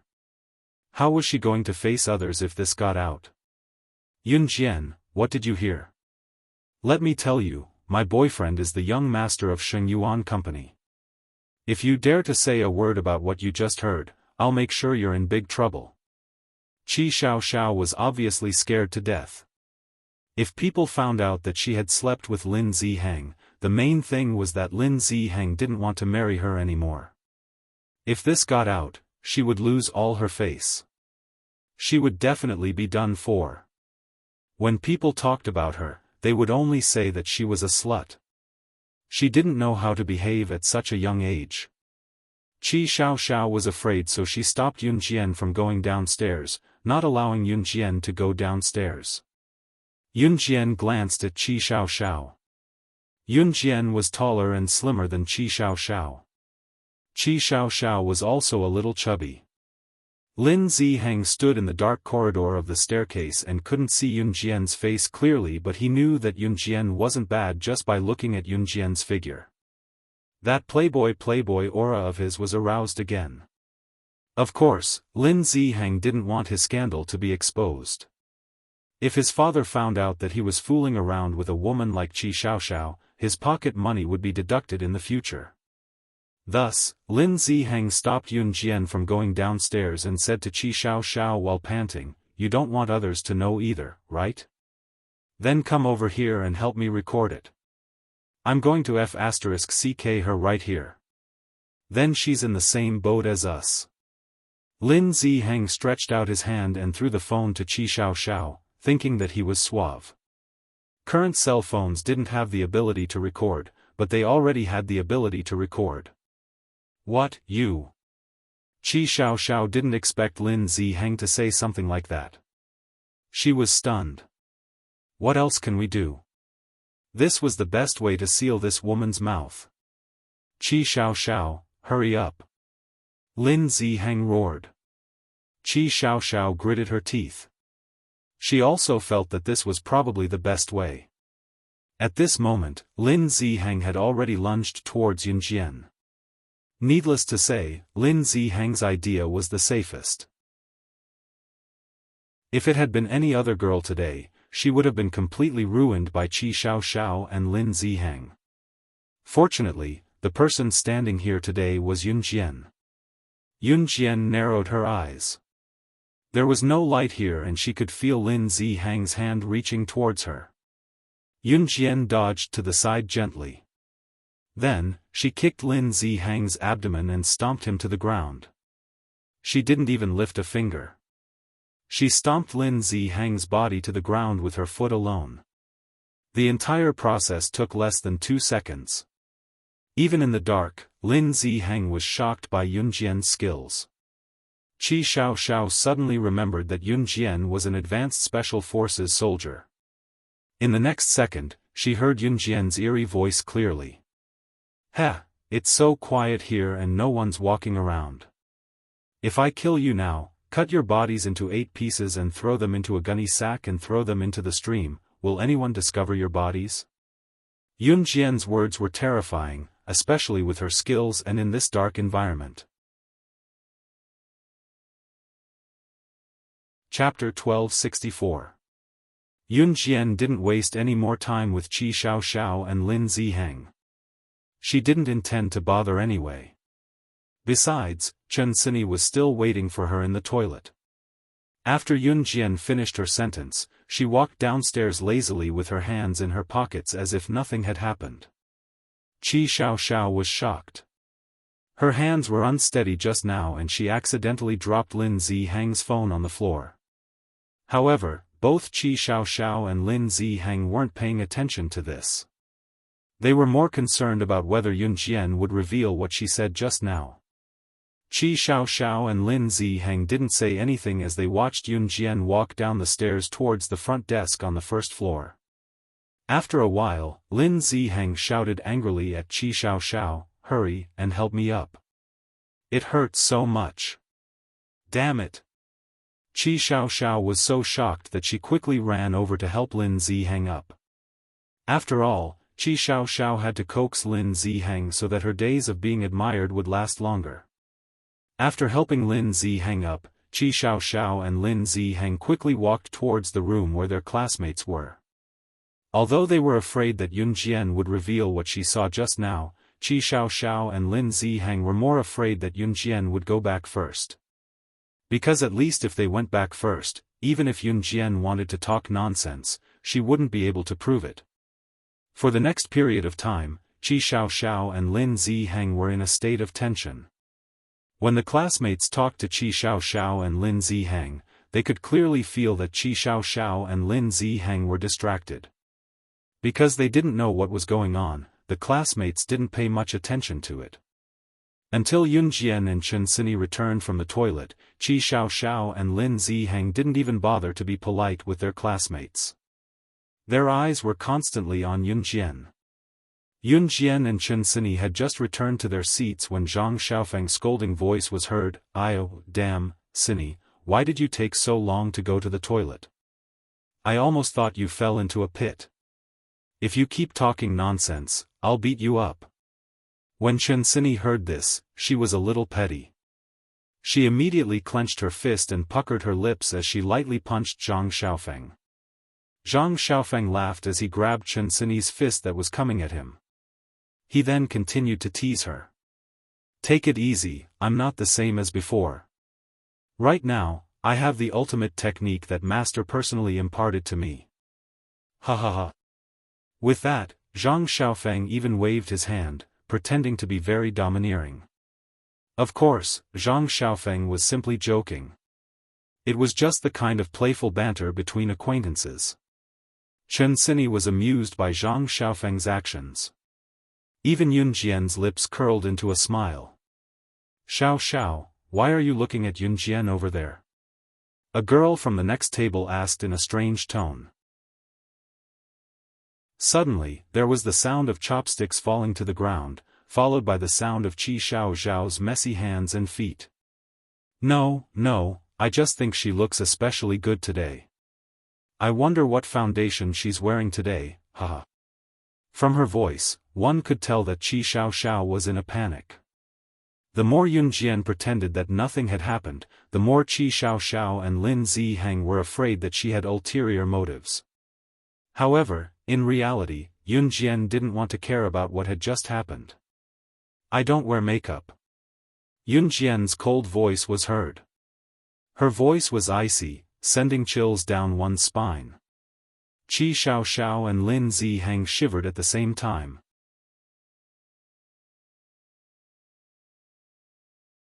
Chapter 1265. The awkward atmosphere from before had been resolved by Lin Yaqian. Everyone had already finished eating. Now, they stood up and walked out of the hotel with their friends. Yun Jian, Chen Sini, and the other two girls exited the hotel as well. Qi Xiao and Lin Zihang walked out of the hotel arm in arm. However, it wasn't hard to tell that they had a lot on their minds just by looking at their expressions. It's not too far to walk to the racecourse from here. We'll be there in about 20 minutes, Lin Yaqian said methodically as she stood in front of everyone. Our study committee member has spoken. Let's follow her, huh? A few of the more mischievous boys chimed in when they heard Lin Yaqian. Although it was a class reunion, it was mostly a gathering of friends who got along well with them. They were separated into twos and threes, but they were all going to the same place. Yun Jian, Chen Sini, Zhang Xiaofan, and Ling Yichen were close friends, so they went together. Just as they stepped out of the hotel, Yun Jian saw a familiar figure at the entrance. It was Qing Yu. It was obvious that Qing Yu was here for Yun Jian. Yun Jian's lips curled as she went over. Sister Jian, Qing Yu called out to Yun Jian when she saw her. Yun Jian saw Qing Yu as well. She was pulling on a rope that was tied around Gu Nianji's hands, who stood not too far away. Gu Nianji stood on the side with a pout as her hands were tied up. When she saw Yun Jian, Gu Nianji told Yun Jian angrily. Yun Jian, I won't kill you. Let me go. This rope is tied up like I'm a prisoner. I'm a formidable character who can scare a lot of people to death back where I come from. How am I supposed to face this? As she spoke, Gu Nianji tugged on the rope with both hands. Ever since Gu Nianji failed to assassinate Yun Jian the last time, she had completely given up on trying to assassinate Yun Jian. Yun Jian was too strong. She couldn't beat her at all. Therefore, Gu Nianji wanted to return to the Yulong continent. After all, she was from the Yulong continent and was an assassin there. If Gu Nianji had to choose, she wouldn't have been so stupid as to tear up the notice on the billboard and come to Earth to assassinate Yun Jian for the generous reward. She regretted it so much. Where was the medicine for regret? She would definitely be the first to buy it.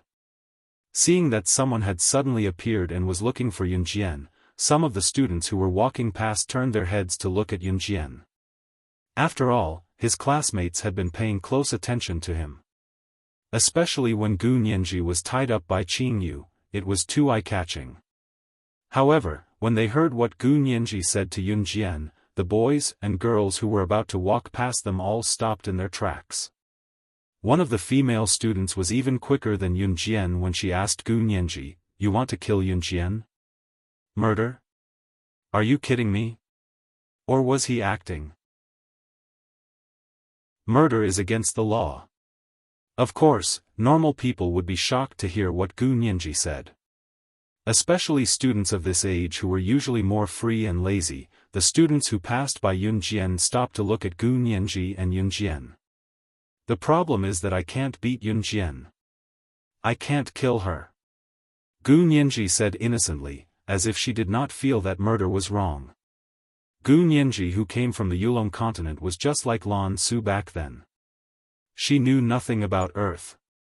Gu Nianji then turned to look at Yun Jian. Yun Jian, let me go. Look at how long Qing Yu's been keeping me locked up. It's so rare for me to get some sunlight today. I feel like I'm turning into a vampire. The surrounding students could not understand what Gu Nianji and Yun Jian were saying. In spite of it, a lot of students had shifted their attention to Yun Jian. The more they could not understand, the more interested they were.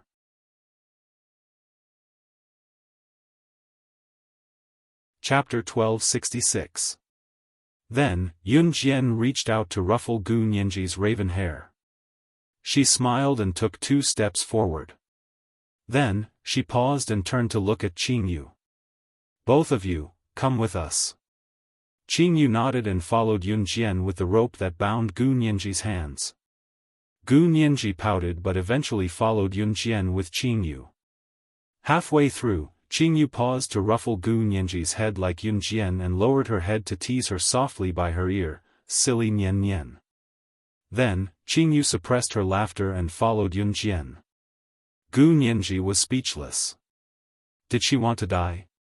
Why were both of them bullying her? The group of students standing behind him were all dumbfounded. What was going on? Why were Gu Nianji and Yunjian speaking in such a profound manner?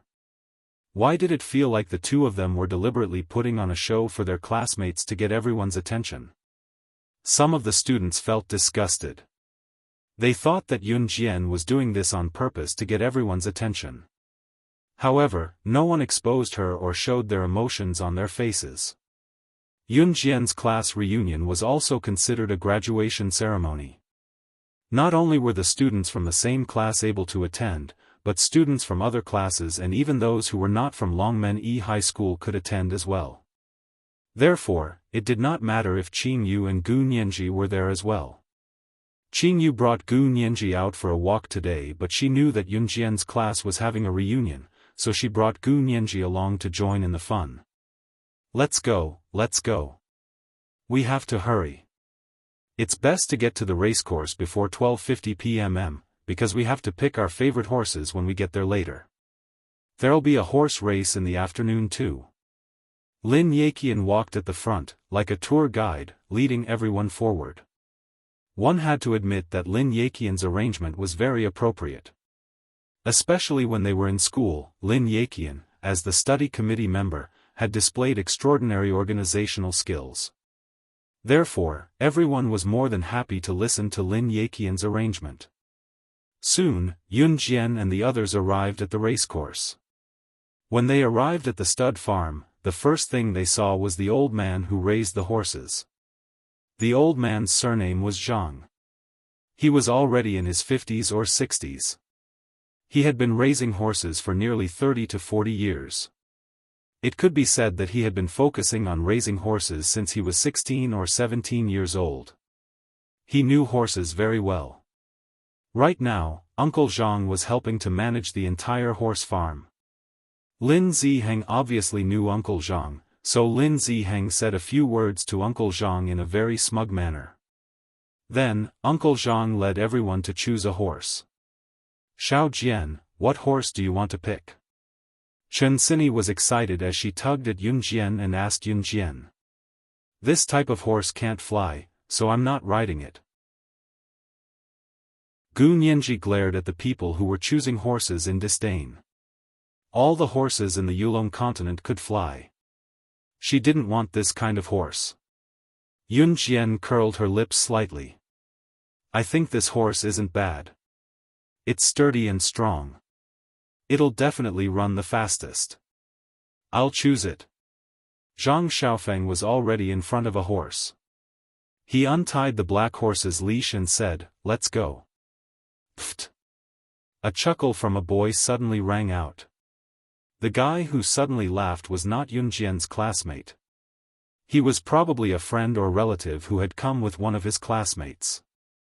After he was done laughing, he started mocking Zhang Xiaofan.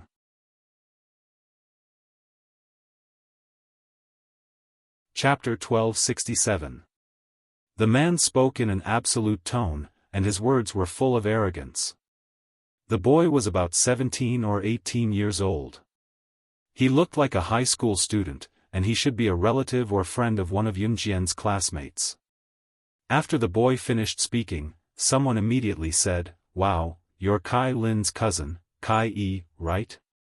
When the boy, Kai Yi, heard that someone actually knew him, he nodded very proudly and said, "Yes." "Hey, so you're the cousin who's very good at horse racing that our classmate Kai Lin mentioned. I also heard that you once participated in that provincial horse racing competition and even won the second prize." The classmate who asked Kai Yi just now heard that he was the legendary horse racing master that he had heard of before.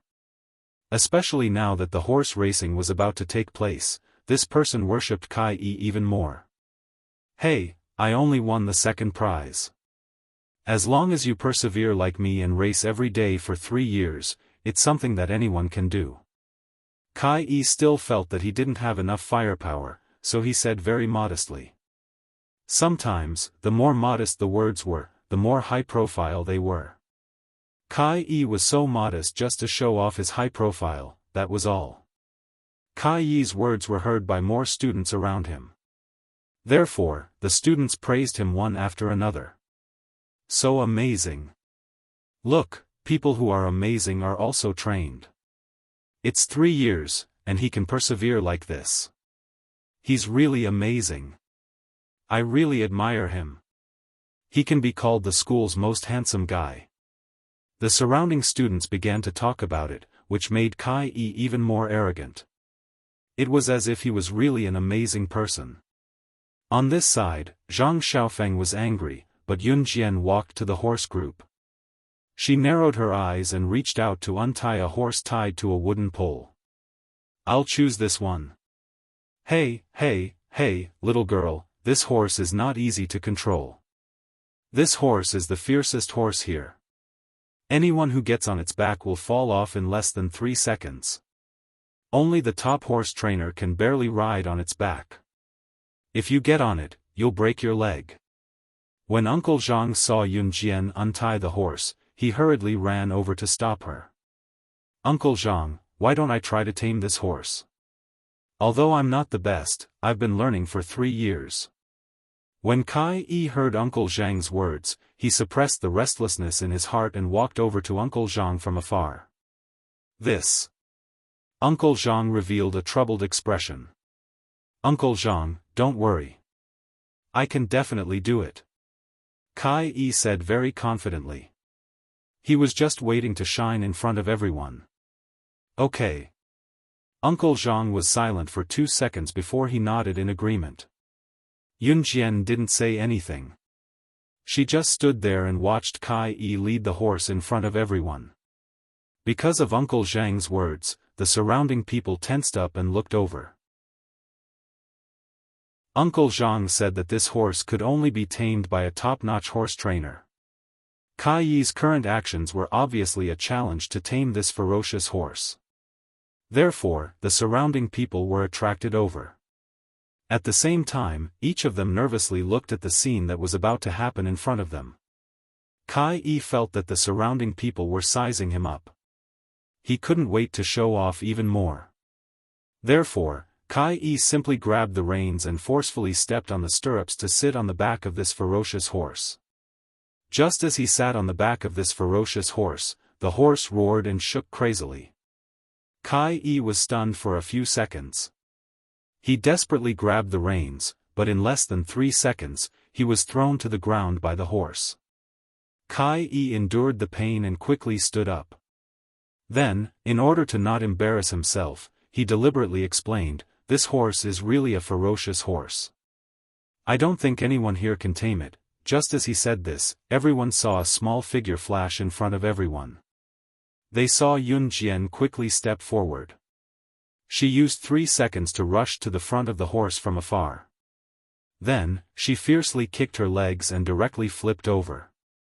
She didn't even need to step on the stirrups and directly got on the back of the horse. Then, in the same second, she reached out and grabbed the reins of the horse. The moment the horse roared crazily, she grabbed the reins and used the reins to restrain the restless horse in the shortest time possible. Until the horse was completely quiet and tamed by her. Chapter 1268. Yun Jian's words were loud and clear. Her voice echoed throughout the hall and everyone was stunned. She actually rode on the back of this horse? Didn't they say that this horse was wild? Didn't they say that only the best horse trainers could tame it? Some students stared blankly as Yun Jian mounted the horse. Especially when Kai Yi was thrown off the horse in less than 3 seconds, no one doubted that this was a wild horse. What kind of capability did Yun Jian have to be able to do what she did just now to be able to ride such a dark horse? A few of the boys who had their limelight stolen by Kai Yi just now and were still holding a grudge saw this and clapped their hands and shouted, "Good, good. Yun Jian, good job. You didn't embarrass our class A." Even though everyone had graduated, they still referred to each other as their class. Kai E wasn't from their class, so the boys in Year 3 Class A were extremely displeased when they saw Kai E and Lin Ziheng being called by their classmates and showing off at their graduation ceremony. They just didn't show it on their faces.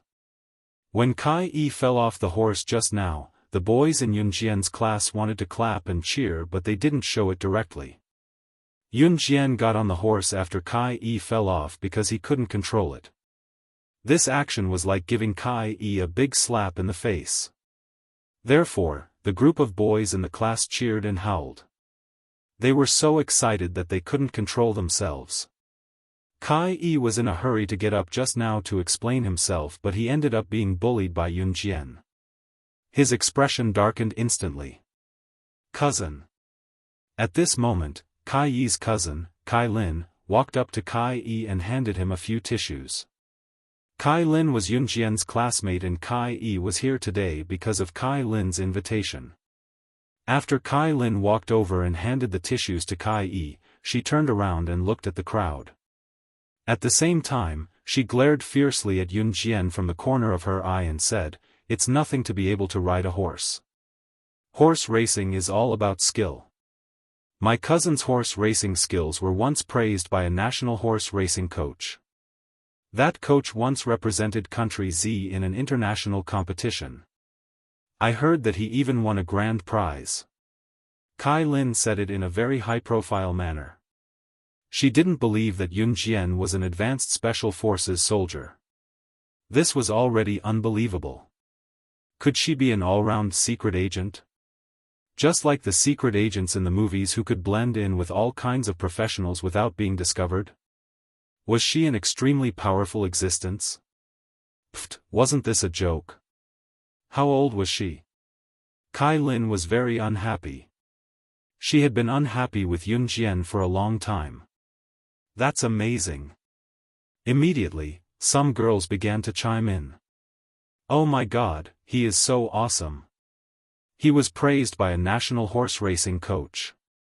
The girls began to grit their teeth again. At this moment, Yunjian had already firmly restrained the horse. She pulled the reins and led the horse to Gu Nianji with ease. She didn't care what the people around her were saying. Yunjian merely smiled and hooked her index finger at Gu Nianji, saying, "I'll give you a chance to set you free as long as you choose a horse to race against me." Yunjian's words successfully attracted everyone's attention. Gu Nianji made an exaggerated expression when she was called and pointed at the horses before saying, "What, you want me to use this inferior horse that can't fly to race against you? Are you kidding me?" Yunjian and Gu Nianji's conversation shocked everyone. Chapter 1269. Kai Lin had one or two friends with her as well. It was easy for girls to get jealous, especially after what Yunjian had just done and said. She had attracted everyone's attention. Therefore, after Kai Lin finished speaking, a few girls immediately followed suit and pointed at Yunjian, Gu Nianji, and Qingyu. Yunjian pretended not to hear them. She stared at Gu Nianji, the curve of her lips clearly visible. Girls were mostly just talking to other girls. Seeing that Yunjian was not listening, Kai Lin and the girls around her could only give up. Gu Nianji felt uncomfortable being stared at by Yunjian. In the end, Gu Nianji looked at Yunjian awkwardly and stammered, "Will you really set me free if I win? I'll only give you one chance. I won't wait for it after that." Yunjian crossed her arms and looked at Gu Nianji without saying a word. "Fine. Let's compete. Although this horse is a little low class, Gu Nianji, don't want to be tied up like a prisoner again." Gu Nianji narrowed her eyes. "You two young ladies want to compete in horse racing?" Uncle Zhang walked up to Yunjian and Gu Nianji and asked kindly. Yunjian answered. "Young ladies, this is the only racetrack we have here. I'm sure all of you youngsters would want to race, and you don't have much time. Let's see if it's a 5-person race. You two young ladies can still compete." Uncle Zhang opened his mouth to explain. There was only one racetrack here. If these 40 to 50 students from Yunjian's class and their friends and relatives wanted to race one-on-one, there would not be enough time in the afternoon. Although many of them could not even make the horse run while riding, since the students were all here, they would definitely want everyone to experience the feeling of horse racing. I have no objections. Yunjian didn't have any objections because she only wanted to race with Gu Nianji. It had nothing to do with her if someone else got involved. Good, good, good. Then we'll add 3 more people for the first round of horse racing. Who wants to participate in the first round? Uncle Zhang heaved a sigh of relief and said to the crowd. Sister Jian, you two have fun. I won't join in the fun. Qingyu loosened her grip on Gu Nianji's arm easily. Finally untied, Gu Nianji stretched lazily. I'll do it. Kai Yi's voice rang out. Then, Kai Yi walked over to them. Are there any other 2 students who want to compete in the first round? Why don't you come together? Uncle Zhang nodded towards Kai Yi and said. In the end, 2 boys who didn't know how to ride horses were pushed out. It could be said that the 2 of them had never seen a live horse before, let alone know how to ride one. However, the 2 of them were still brave enough to stand out and give it a try. This was worthy of praise. Thus, Yunjian, Gu Nianji, Kai Yi, and the 2 male students each pulled their chosen horses and lined up side by side at the starting line of the horse racing venue. They were ready. Cousin, do your best. You're the best. First place will definitely be yours. Kai Lin stood a distance away and cheered with her hands cupped around her mouth. Hearing his cousin's words, Kai Yi's nervousness calmed down instantly. Speaking of which, Yunjian was just an ordinary junior high school graduate. Even if she had suppressed the wild horse just now, what did that mean? Thinking of this, Kai Yi turned to lecture Yunjian and Gu Nianji to calm himself down.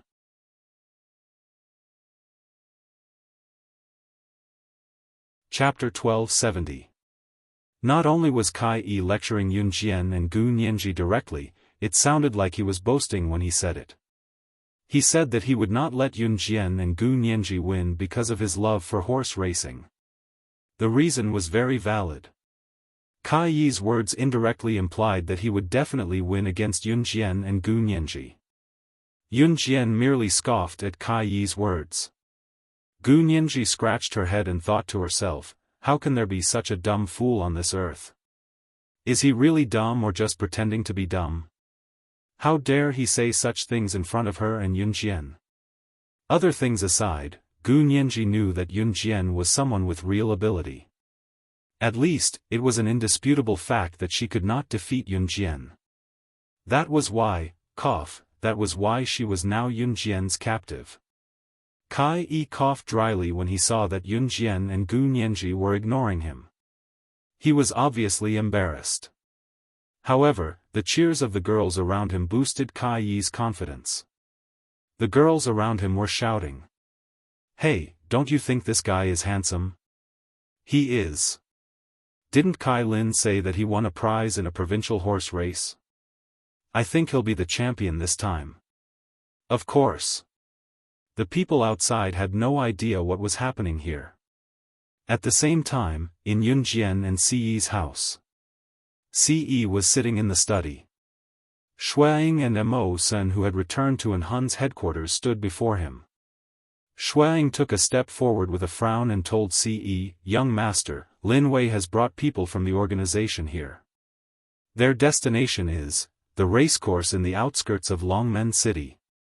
Ce raised a brow, obviously unaware that Yunjian was at the racecourse. Ce raised a brow and paused before he smirked. No matter what the remnants of the former Inferno Ring are here for, none of them must be left alive today. Yes. Young master. Yes. Young master. Shuang and Mo Sen nodded after listening. It's about to start. I don't have a whistle here, so I'll use this red flag as a whistle. Once I wave this red flag, the match will begin, Uncle Zhang explained as he stood beside the starting line. No one felt that Uncle Zhang's words were inappropriate. Thus, Kai Yi and the other two quickly prepared themselves for a tense mental state. On the other hand, Yun Jian and Gu Nianji looked relaxed. They didn't look like they were about to compete at all. Seeing this, Kai Yi sneered again and muttered in his heart, "That's right. He didn't even feel nervous before the race, and he still wanted to race? Heh, it would be strange if he could win. Get ready, everyone. Get ready." Uncle Zhang raised the red flag high and started counting down. Hearing Uncle Zhang's voice, Kai Yi's heart tightened again. He would definitely win, definitely. He even got a place in the Zhe province's horse race. How could he not win against two girls? As for the other two boys, there was no need to even mention them. Just as Kai Yi thought of this, Uncle Zhang roared, "Begin." At the same time, Uncle Zhang waved the small red flag in his hand. It was only then that Kai Yi tightened his grip on the reins. Just as he was about to whip the horse to get it to run, two silhouettes suddenly appeared. Two silhouettes who were much faster than him were already galloping toward the racecourse on horseback. Seeing this, Kai Yi even forgot to whip the horse to gallop as he watched the two silhouettes gallop away in a daze. The crowd from afar saw it as well.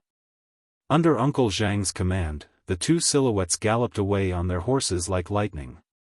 Those who mocked Yun Jian and Gu Nianji in the beginning widened their eyes in bewilderment.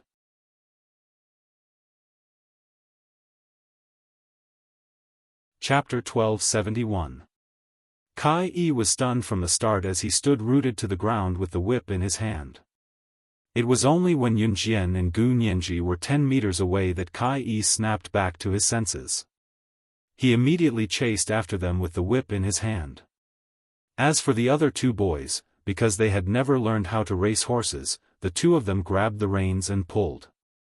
They accidentally drove the horses to a place that was not the racetrack and completely deviated from the racetrack.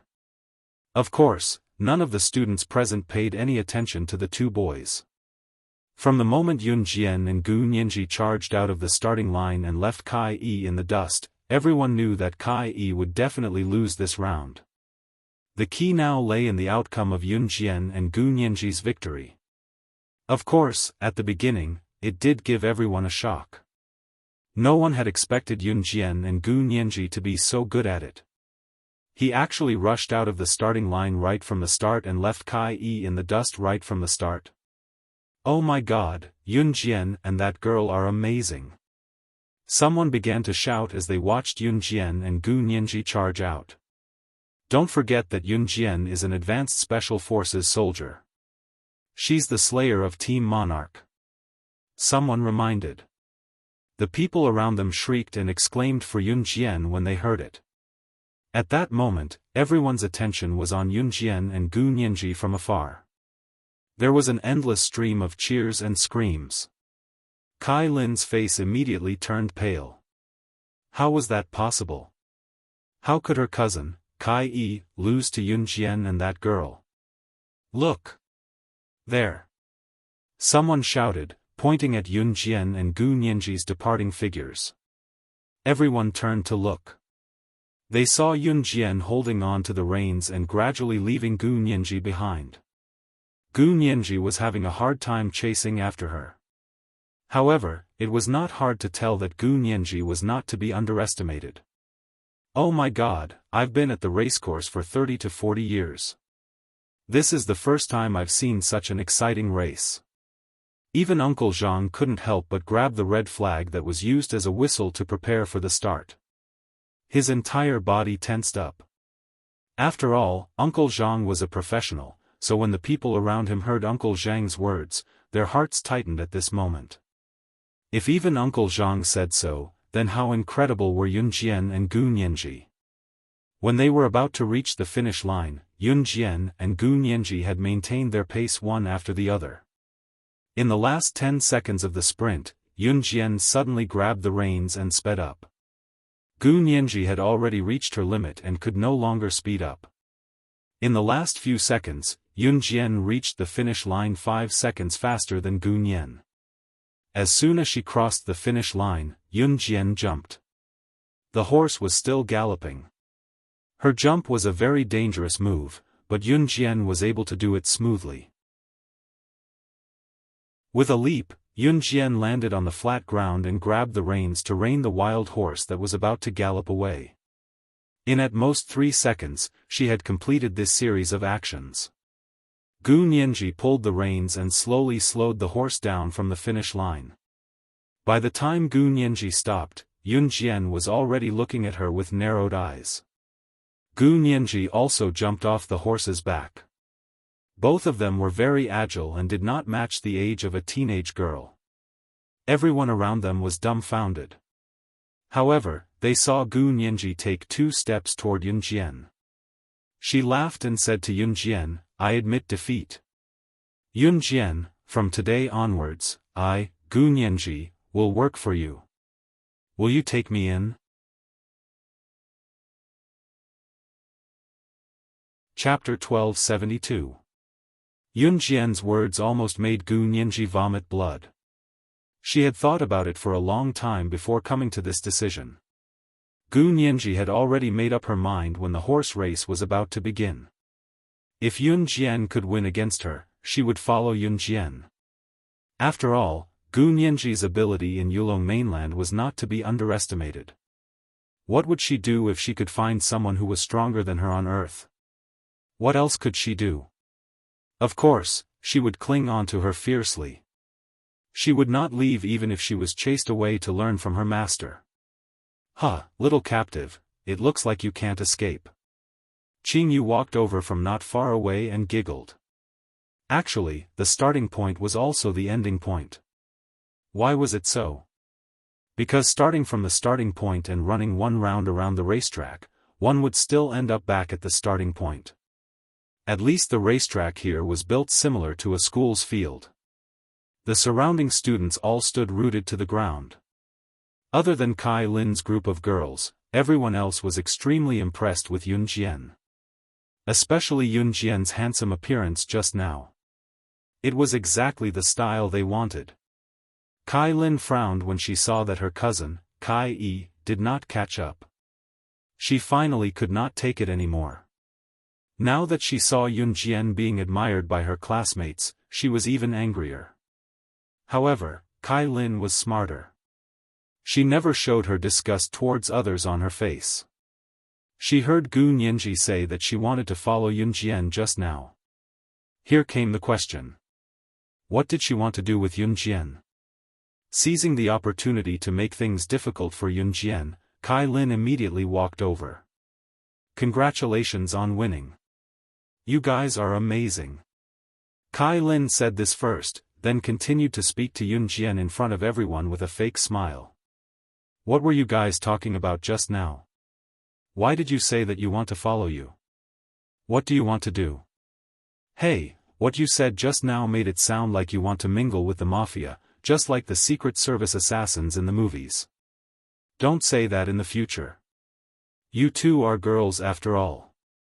Don't be so careless. Fighting for first place with a boy is not something a girl should do. We girls should be gentle and quiet. Otherwise, you won't be able to get married in the future." Kai Lin changed her arrogant tone from before, where she thought Kai Yi would win without a doubt. She deliberately made herself look very calm, then walked up to Yun Jian and loudly lectured them. The onlookers listened to Kai Lin's lecture. That seems to make sense. Therefore, a few girls followed Kai Lin's lead and responded. In the end, it was as if Yun Jian and Gu Nianji had snatched first place from Kai Yi and were in the wrong. Yun Jian sneered and said nothing. Kai Lin glanced at her and thought that Yun Jian was speechless because of her words, so Kai Lin smiled secretly. He thought to himself, what Yun Jian? What advanced special forces? Does she really think she's a gangster? Especially the woman who competed with Yun Jian in horse racing. She even said that she wanted to work for Yun Jian. Did he think he was a gangster?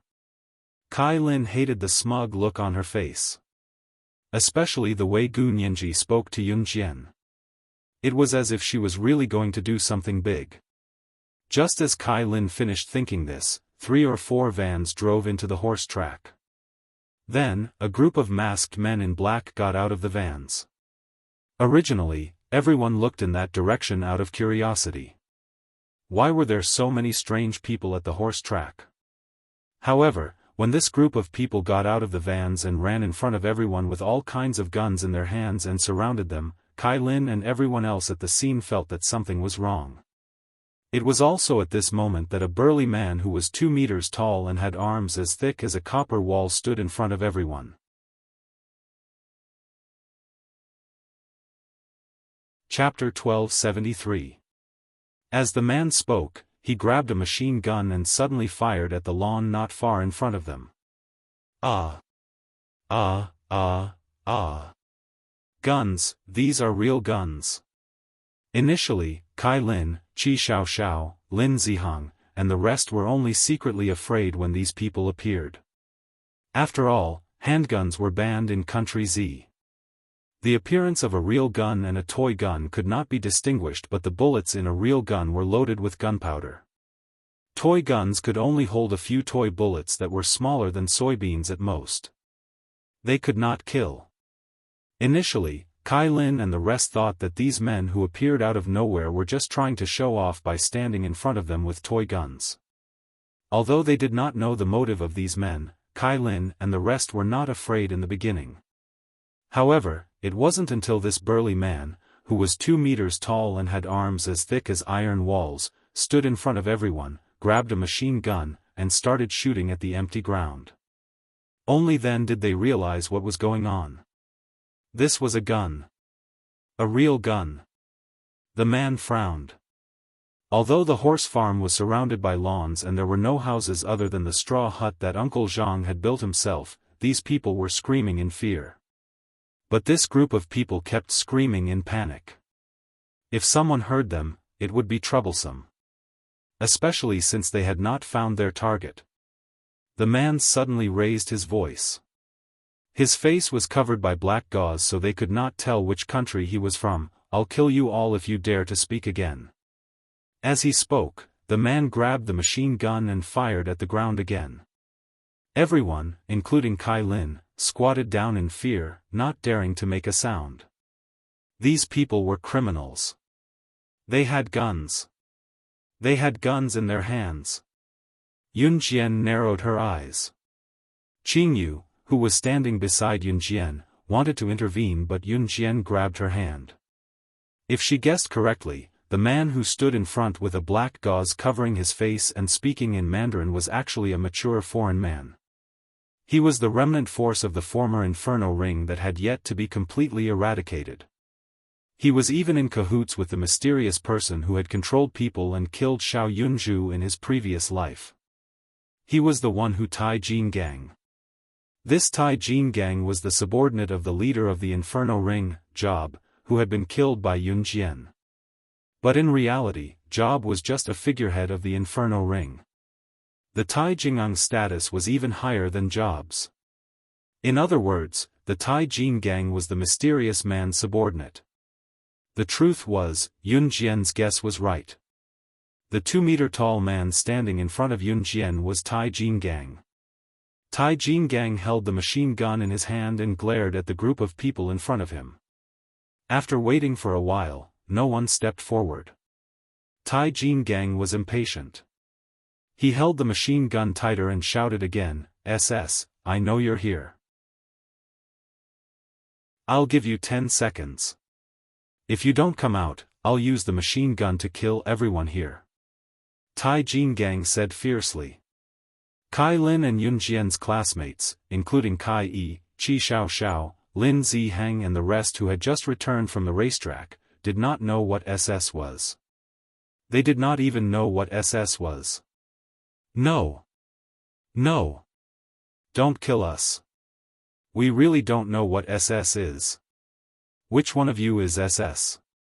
Step forward, we don't want to die," sob sob sob. Some people had already started to cry out in despair. Tai Jin Gang ignored them. He held the machine gun and started to count to 3. Just when everyone was about to pee their pants, a cold female voice, completely unfazed by the horrifying scene, said, "Tai Jingang, how dare you look for me? Do you want me to kill you?" Surrounded by so many people led by Tai Jingang, Yun Jian stood up fearlessly and spoke. However, when the surrounding students heard Yun Jian's words, they were almost scared to death. Yun Jian was the SS they were talking about? What did SS mean? And did she know what she was talking about? He had a gun in his hand. She actually dared to talk to him like that. Did she want to die? Chapter 1274. Tai Jingang had only received information that SS was at the racecourse. This information was very accurate because it was revealed to Tai Jingang by the mysterious person in Yun Jian's eyes. That was why Iron King Kong had brought his men here to kill the SS monster, so as to make a great contribution to the mysterious man. Tai Jingang had thought that SS was at least in her 20s no matter how young she was. However, when Yun Jian stood up and spoke, Tai Jingang turned his head and looked in her direction. He froze on the spot. The young girl in front of him had delicate features and a beautiful face that made him feel mesmerized from the bottom of his heart. That petite face, coupled with that perfect figure, was a perfect match for the golden ratio. The young girl in front of him was at most 15 or 16 years old, right? Underage? SS, it's actually a young girl who's still underage. How was this possible? Tai Jingang was completely stunned. Kai Lin, Kai Yi, Uncle Zhang, Yun Jian's classmates were all dumbfounded as they stared at the scene in front of them with wide eyes. Putting aside what SS meant, the group of people in front of them were obviously criminals. In their hands, there were all kinds of guns that even some of the gun-loving boys present couldn't name. How dare Yun Jian speak to them in such a tone? Did she have a death wish? Just as everyone thought of this, they saw Yun Jian take 2 steps forward towards Tai Jingang. Yun Jian's lips curled up. Her smile was shy, but it gave people a sense of danger. Even Tai Jingang, who was holding a machine gun in his hand, couldn't help but take 2 steps back. This scene was clearly seen by everyone in the surroundings. This burly, 2-meter-tall man with a machine gun in his hand was actually afraid of Yun Jian, who didn't have anything in her hands. Was Yun Jian really that powerful? Although everyone in the class knew that Yun Jian was an advanced special forces soldier, they didn't believe in Yun Jian's age at all. Standing afar, Lin Zihang, who had wanted to kill Yun Jian when she overheard his conversation with Qi Xiaoxiao. He even wanted Qi Xiaoxiao to record his conversation so that he could threaten Yun Jian in the end, shuddered. Even Tai Jingang, who was holding a machine gun, was afraid of Yun Jian. Lin Zihang suddenly realized that his and Qi Xiaoxiao's delusions of dealing with Yun Jian was simply a pipe dream. At this moment, Yun Jian looked straight at Tai Jingang. She wasn't afraid at all and even crossed her arms lazily as she looked at Tai Jingang and said, "You're amazing, you're able to find me." Her identity was sealed off from all corners of the world. It was harder for outsiders to find her than to reach the heavens. Tai Jingang clenched his fists, the bones between his fingers cracking. Then, Tai Jingang looked at Yun Jian and said in a slightly louder voice, "SS, you won't be able to escape today. I'll kill you right here and now." "Oh? Is that so?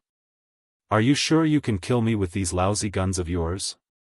Yun Jian glanced at Tai Jingang and Tai Jingang's men with all kinds of guns and chuckled. Tai Jingang's fists clenched tighter. Yes, Yun Jian never boasted. If slaying God, the top secret agent in the international secret agent ranking, could be killed by his men with guns, she would not be slaying God anymore. She should have given up her position a long time ago.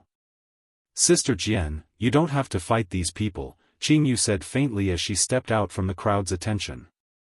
As she spoke, she took out a few poisonous needles.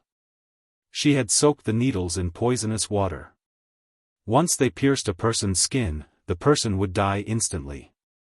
"You're Lady Femme Fatale?" Tai Jinggang glanced at Qing Yu with a frown and cried out. Qing Yu's codename was Lady Femme Fatale. Her name in the underworld was terrifying due to her poison. These changes shocked Kai Lin, Kai Yi, and the others, but no one dared to make a sound at this moment. Lady Femme Fatale? What SS? Did they think that they were acting? They gave themselves another codename?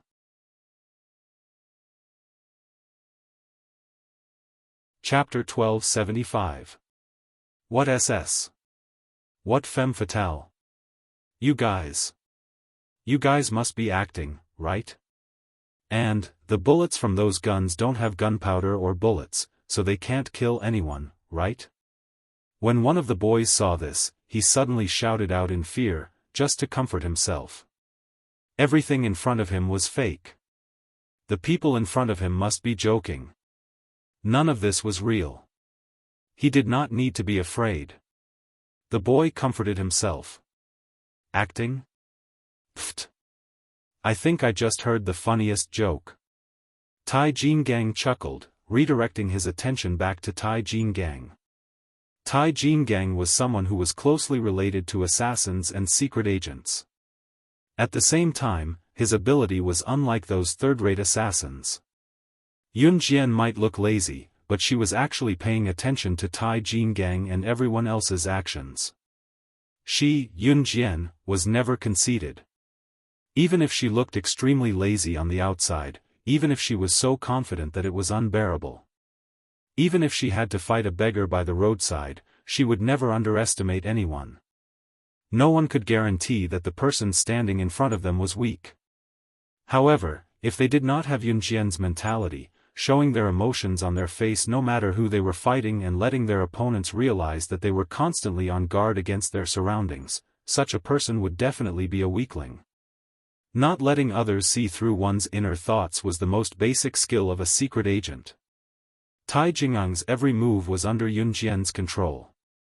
Yun Jian did not make a sound, but if one were to observe closely, they would see a flash of light in her eyes.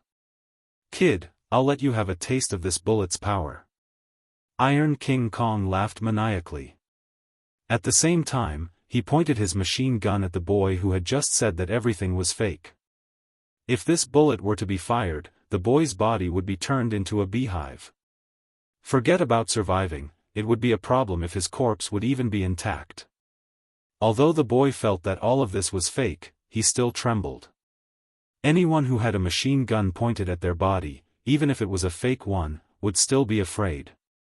However, just as the boy, including everyone present, was thinking about this, Tai Jinggang had already aimed the machine gun at the boy, and his finger was on the trigger. "Ah!" The people standing around instantly shouted. Everyone saw that the bullets fired by the Iron King Kong had a flash of fire. Even if it didn't kill anyone, it would definitely hurt them to death. In particular, the Tai Jinggang group's disguise made the surrounding people even more convinced that the guns in their hands were real. "Don't kill me, don't kill me." "Ah!" Even the boy just now held his head and shouted. "Hee, you dare to question me? Go to hell." Tai Jinggang didn't care about this. After he finished growling, his hand was already pulling the trigger. However, the crowd only heard half of Tai Jingang's roar when a sharp female voice sounded. "You want to kill someone in front of me? Dream on." Just as this voice sounded, everyone saw a small and delicate figure pass by in front of them. Within 3 breaths, Yun Jian's figure had already arrived in front of Tai Jinggang. She lifted her leg and kicked Tai Jingang's wrist accurately. Tai Jinggang frowned. He had been stopped from shooting the boy, but Yun Jian hadn't kicked his wrist. Tai Jinggang took a big step back at the same time. Tai Jingang's strength really couldn't be underestimated. Yun Jian narrowed her eyes. She changed her strategy and directly pounced on Tai Jinggang. However, just as she was about to reach Tai Jinggang, she turned to the right and kicked Tai Jingang's waist from the side. Bang! This time, Tai Jingang was kicked by Yun Jian and fell directly to the ground. However, after Tai Jingang was kicked to the ground, he rolled twice on the ground and stood up in the next second. If someone else had been kicked by Yun Jian, they definitely wouldn't be able to stand up within half an hour. Tai Jingang was indeed powerful. He turned over and stood up a second after being kicked. Yun Jian stood in the same place. She curled her lips and sneered at Tai Jingang. You can survive one move from me. You're really powerful.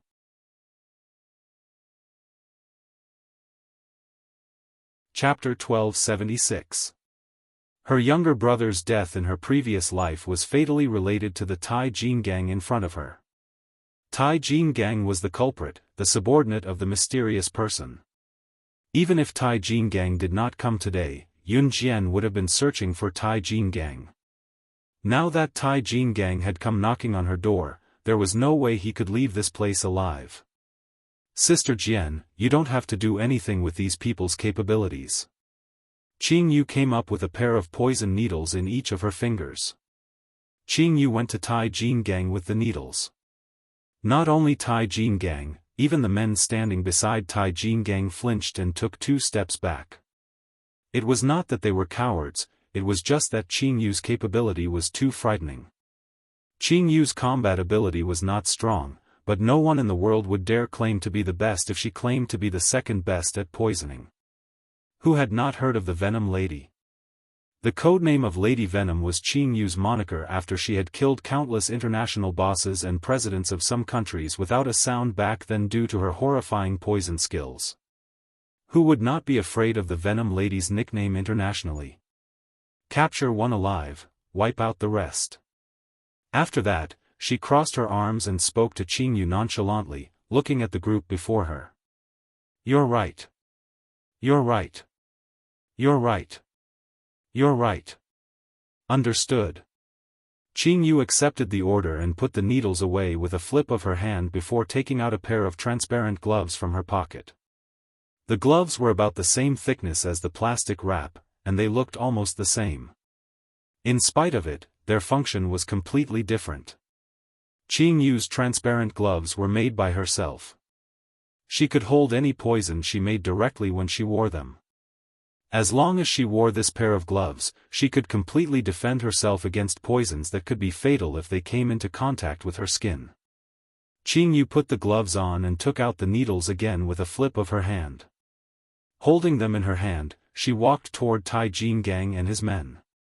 Secret agents, assassins, mercenaries, and special forces who had reached a certain level of capability could dodge bullets. Therefore, Tai Jingang knew that their guns were completely useless against Qing Yu and Yun Jian. Qing Yu, you dummy. Don't go alone. I haven't fought in a long time. Wait for me. Gu Nianji was moving her limbs now, her bones cracking loudly. Gu Nianji walked over as she did so. Seeing that Qing Yu and Gu Nianji were attacking, Yun Jian stood aside and did not plan to attack. Little captive, what are you doing here? Qing Yu, on the other hand, did not care about Iron King Kong's group at all. She even turned to joke with Gu Nianji. In reality, although Qing Yu had turned to look at Gu Nianji, she was glaring at Iron King Kong and the rest from the corner of her eyes. *CK me, Qing Yu, if you dare call me little captive again, I'll. Gu Nianji pouted, but before she could finish her sentence, Qing Yu interrupted her. Bang! Bang! Bang! Bang! Bang! A series of gunshots rang out. Yun Jian had already noticed it, but she did not say anything. On the other end, Tai Jingang's men who were standing beside him were falling one after another. Tai Jingang did not even realize what was happening. Ce, who was standing far away, had already seen Yun Jian. He frowned slightly. Lin Wei was leading An Hun's assassins to snipe Tai Jingang's men from afar while Ce walked toward Yun Jian in the rain of bullets.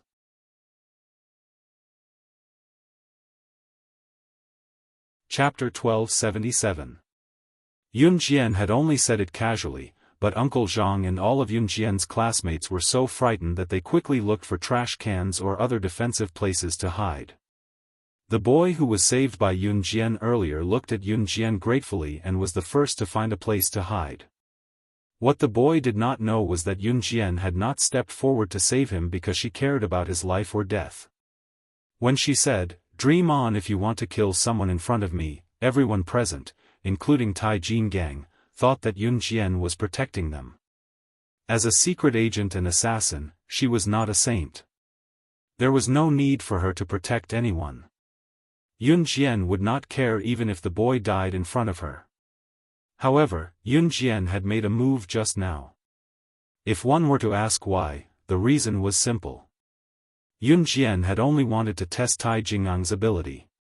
Yun Jian would never underestimate a powerful enemy. Under such circumstances, it was only natural for her to test the opponent's ability. Saving the boy earlier was a piece of cake. In reality, Yun Jian's real intention was only to test Tai Jingang's ability. If she could test a person's ability before making a move, it would be easier for Yun Jian to kill Tai Jin-gang in one move. As her soul returned to reality, Yun Jian was already rushing toward Tai Jin-gang. Qing Yu and Gu Nianji were only surprised for a moment before they followed Yun Jian's pace and dashed over. Lin Wei was still leading in Hun's assassins to snipe Tai Jingang's underlings from afar. As a result, Tai Jin-gang and his men were sandwiched in the middle by Yun Jian and Si's men. They were attacked from the front and back. Damn it! Kill! Kill! Tai Jin-gang finally reacted. More than half of his men had already been killed by Lin Wei and the Hun's assassins. Naturally, Lin Wei's strength was not to be underestimated. He led the assassins to snipe Tai Jingang's group from afar, and they were simply able to kill them one by one. Kai Lin, Kai Yi, Qi Xiaoxiao, Lin Ziheng, and the others who were hiding in the trash can or hiding in various places were all pale with fright as they watched the people collapse one by one. This was beyond the limits of the black market. This was a battle of life and death. Life and death were only separated by a single thought. As long as he wasn't strong enough, 1 second was enough. 1 second was enough to take a life. Just as she was thinking about this, Kai Lin suddenly felt a small figure flash before her eyes. Yun Jian led Qing Yu and Gu Nianji into the chaotic battle without the slightest fear of being accidentally killed by Lin Wei and Hun's assassins. At the time, Kai Lin had even mocked Gu Nianji by saying that she was working for Yun Jian. She made it sound like she was a gangster. At this moment, Kai Lin felt that her face was burning, as if she had been slapped hard in the face. Kai Lin's expression was terrible. However, it was also at this moment that she saw Yun Jian killing one of Tai Jingang's underlings in a few moves after charging into the crowd. Then, she went straight to Tai Jin-gang. At the same time, Yun Jian held a butterfly knife in her hand. The blade of this butterfly knife was made from the god-vanquishing blade. It could kill everything in the world, even the gods of deity continent. Yun Jian held the butterfly knife and stood in front of Tai Jin-gang. Tai Jin-gang was ready to retreat, but when he saw the butterfly knife in Yun Jian's hand, Tai Jingang's eyes widened and he screamed in horror, "Duh! God-vanquishing blade? Yun Jian, be careful. He's from Yulong mainland." Gu Nianji looked at Tai Jin-gang and suddenly shouted at Yun Jian with widened eyes. Tai Jin-gang reacted in the next second and realized that things were not as simple as he thought. Therefore, Tai Jin-gang risked not being able to cultivate for 100 years and directly used the spiritual power of Yulong mainland on earth. What is that? The people standing in the distance saw this and were so scared that their faces turned pale. In the next second, Yun Jian's voice sounded, "You've lost." Her voice was cold as if there was no warmth at all. However, when Yun Jian came within 3 meters of Tai Jin-gang, the spiritual power that Tai Jin-gang had just used was instantly broken. He instantly became an ordinary person. Pfft! In the next breath, the butterfly knife in Yun Jian's hand had already pierced Tai Jingang's heart. There was only one person in the world who could make someone from Yulong mainland lose their spiritual power within 3 meters of them, which? You're the witch goddess. Before he could say the word Lord, Tai Jinggang saw Yun Jian smile coldly and say the last words that Tai Jinggang heard in this world before he died. I said, you've lost. With that, Yun Jian withdrew the butterfly knife.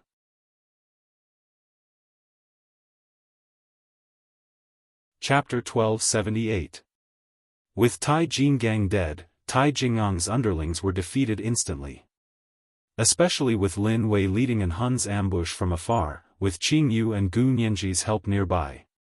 Tai Jingang's underlings were all dead in no time.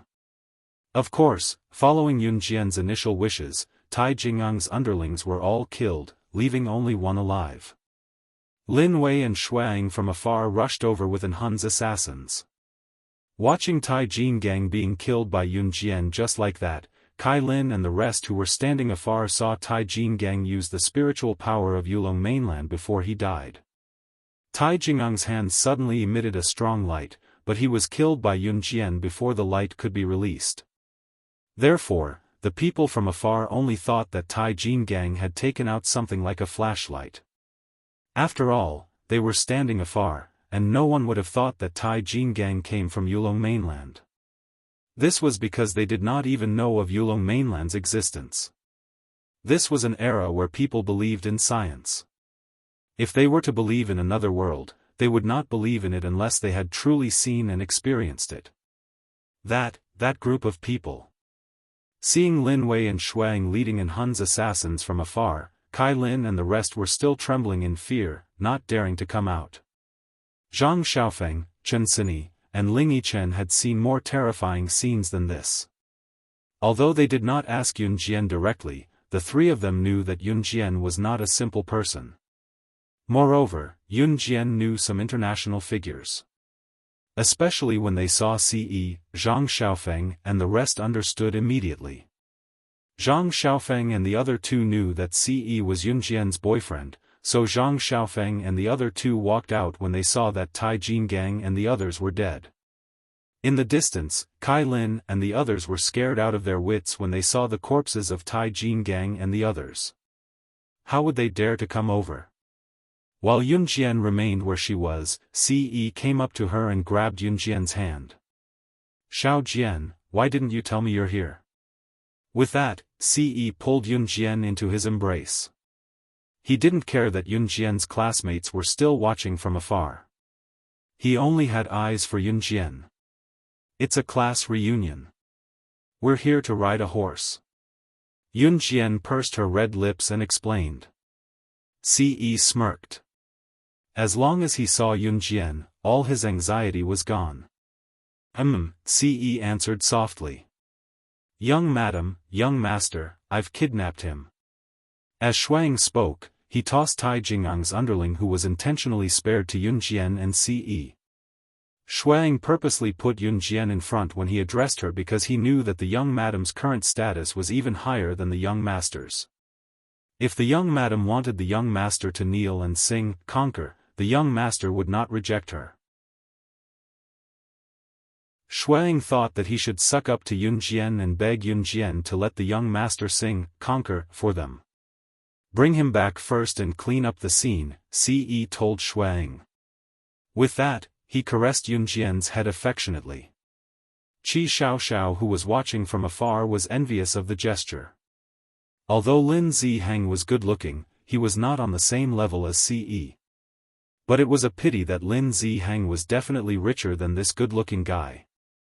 Just as she was thinking about this, Ce had already pulled Yun Jian's hand and walked out of the racecourse. When Chen Sini saw this, she wanted to follow but was stopped by Zhang Xiaofan and Ling Yichen with evil smiles on their faces. After Shuang agreed, he walked towards the crowd that was hiding in various places. After a pause, Shuang asked, "Who's in charge of the racecourse?" At this moment, Uncle Zhang stepped forward timidly. "You're tuning in to the Xiaofan's Wuxia Tales YouTube channel. Don't forget to subscribe and join us on this journey to catch the most captivating stories.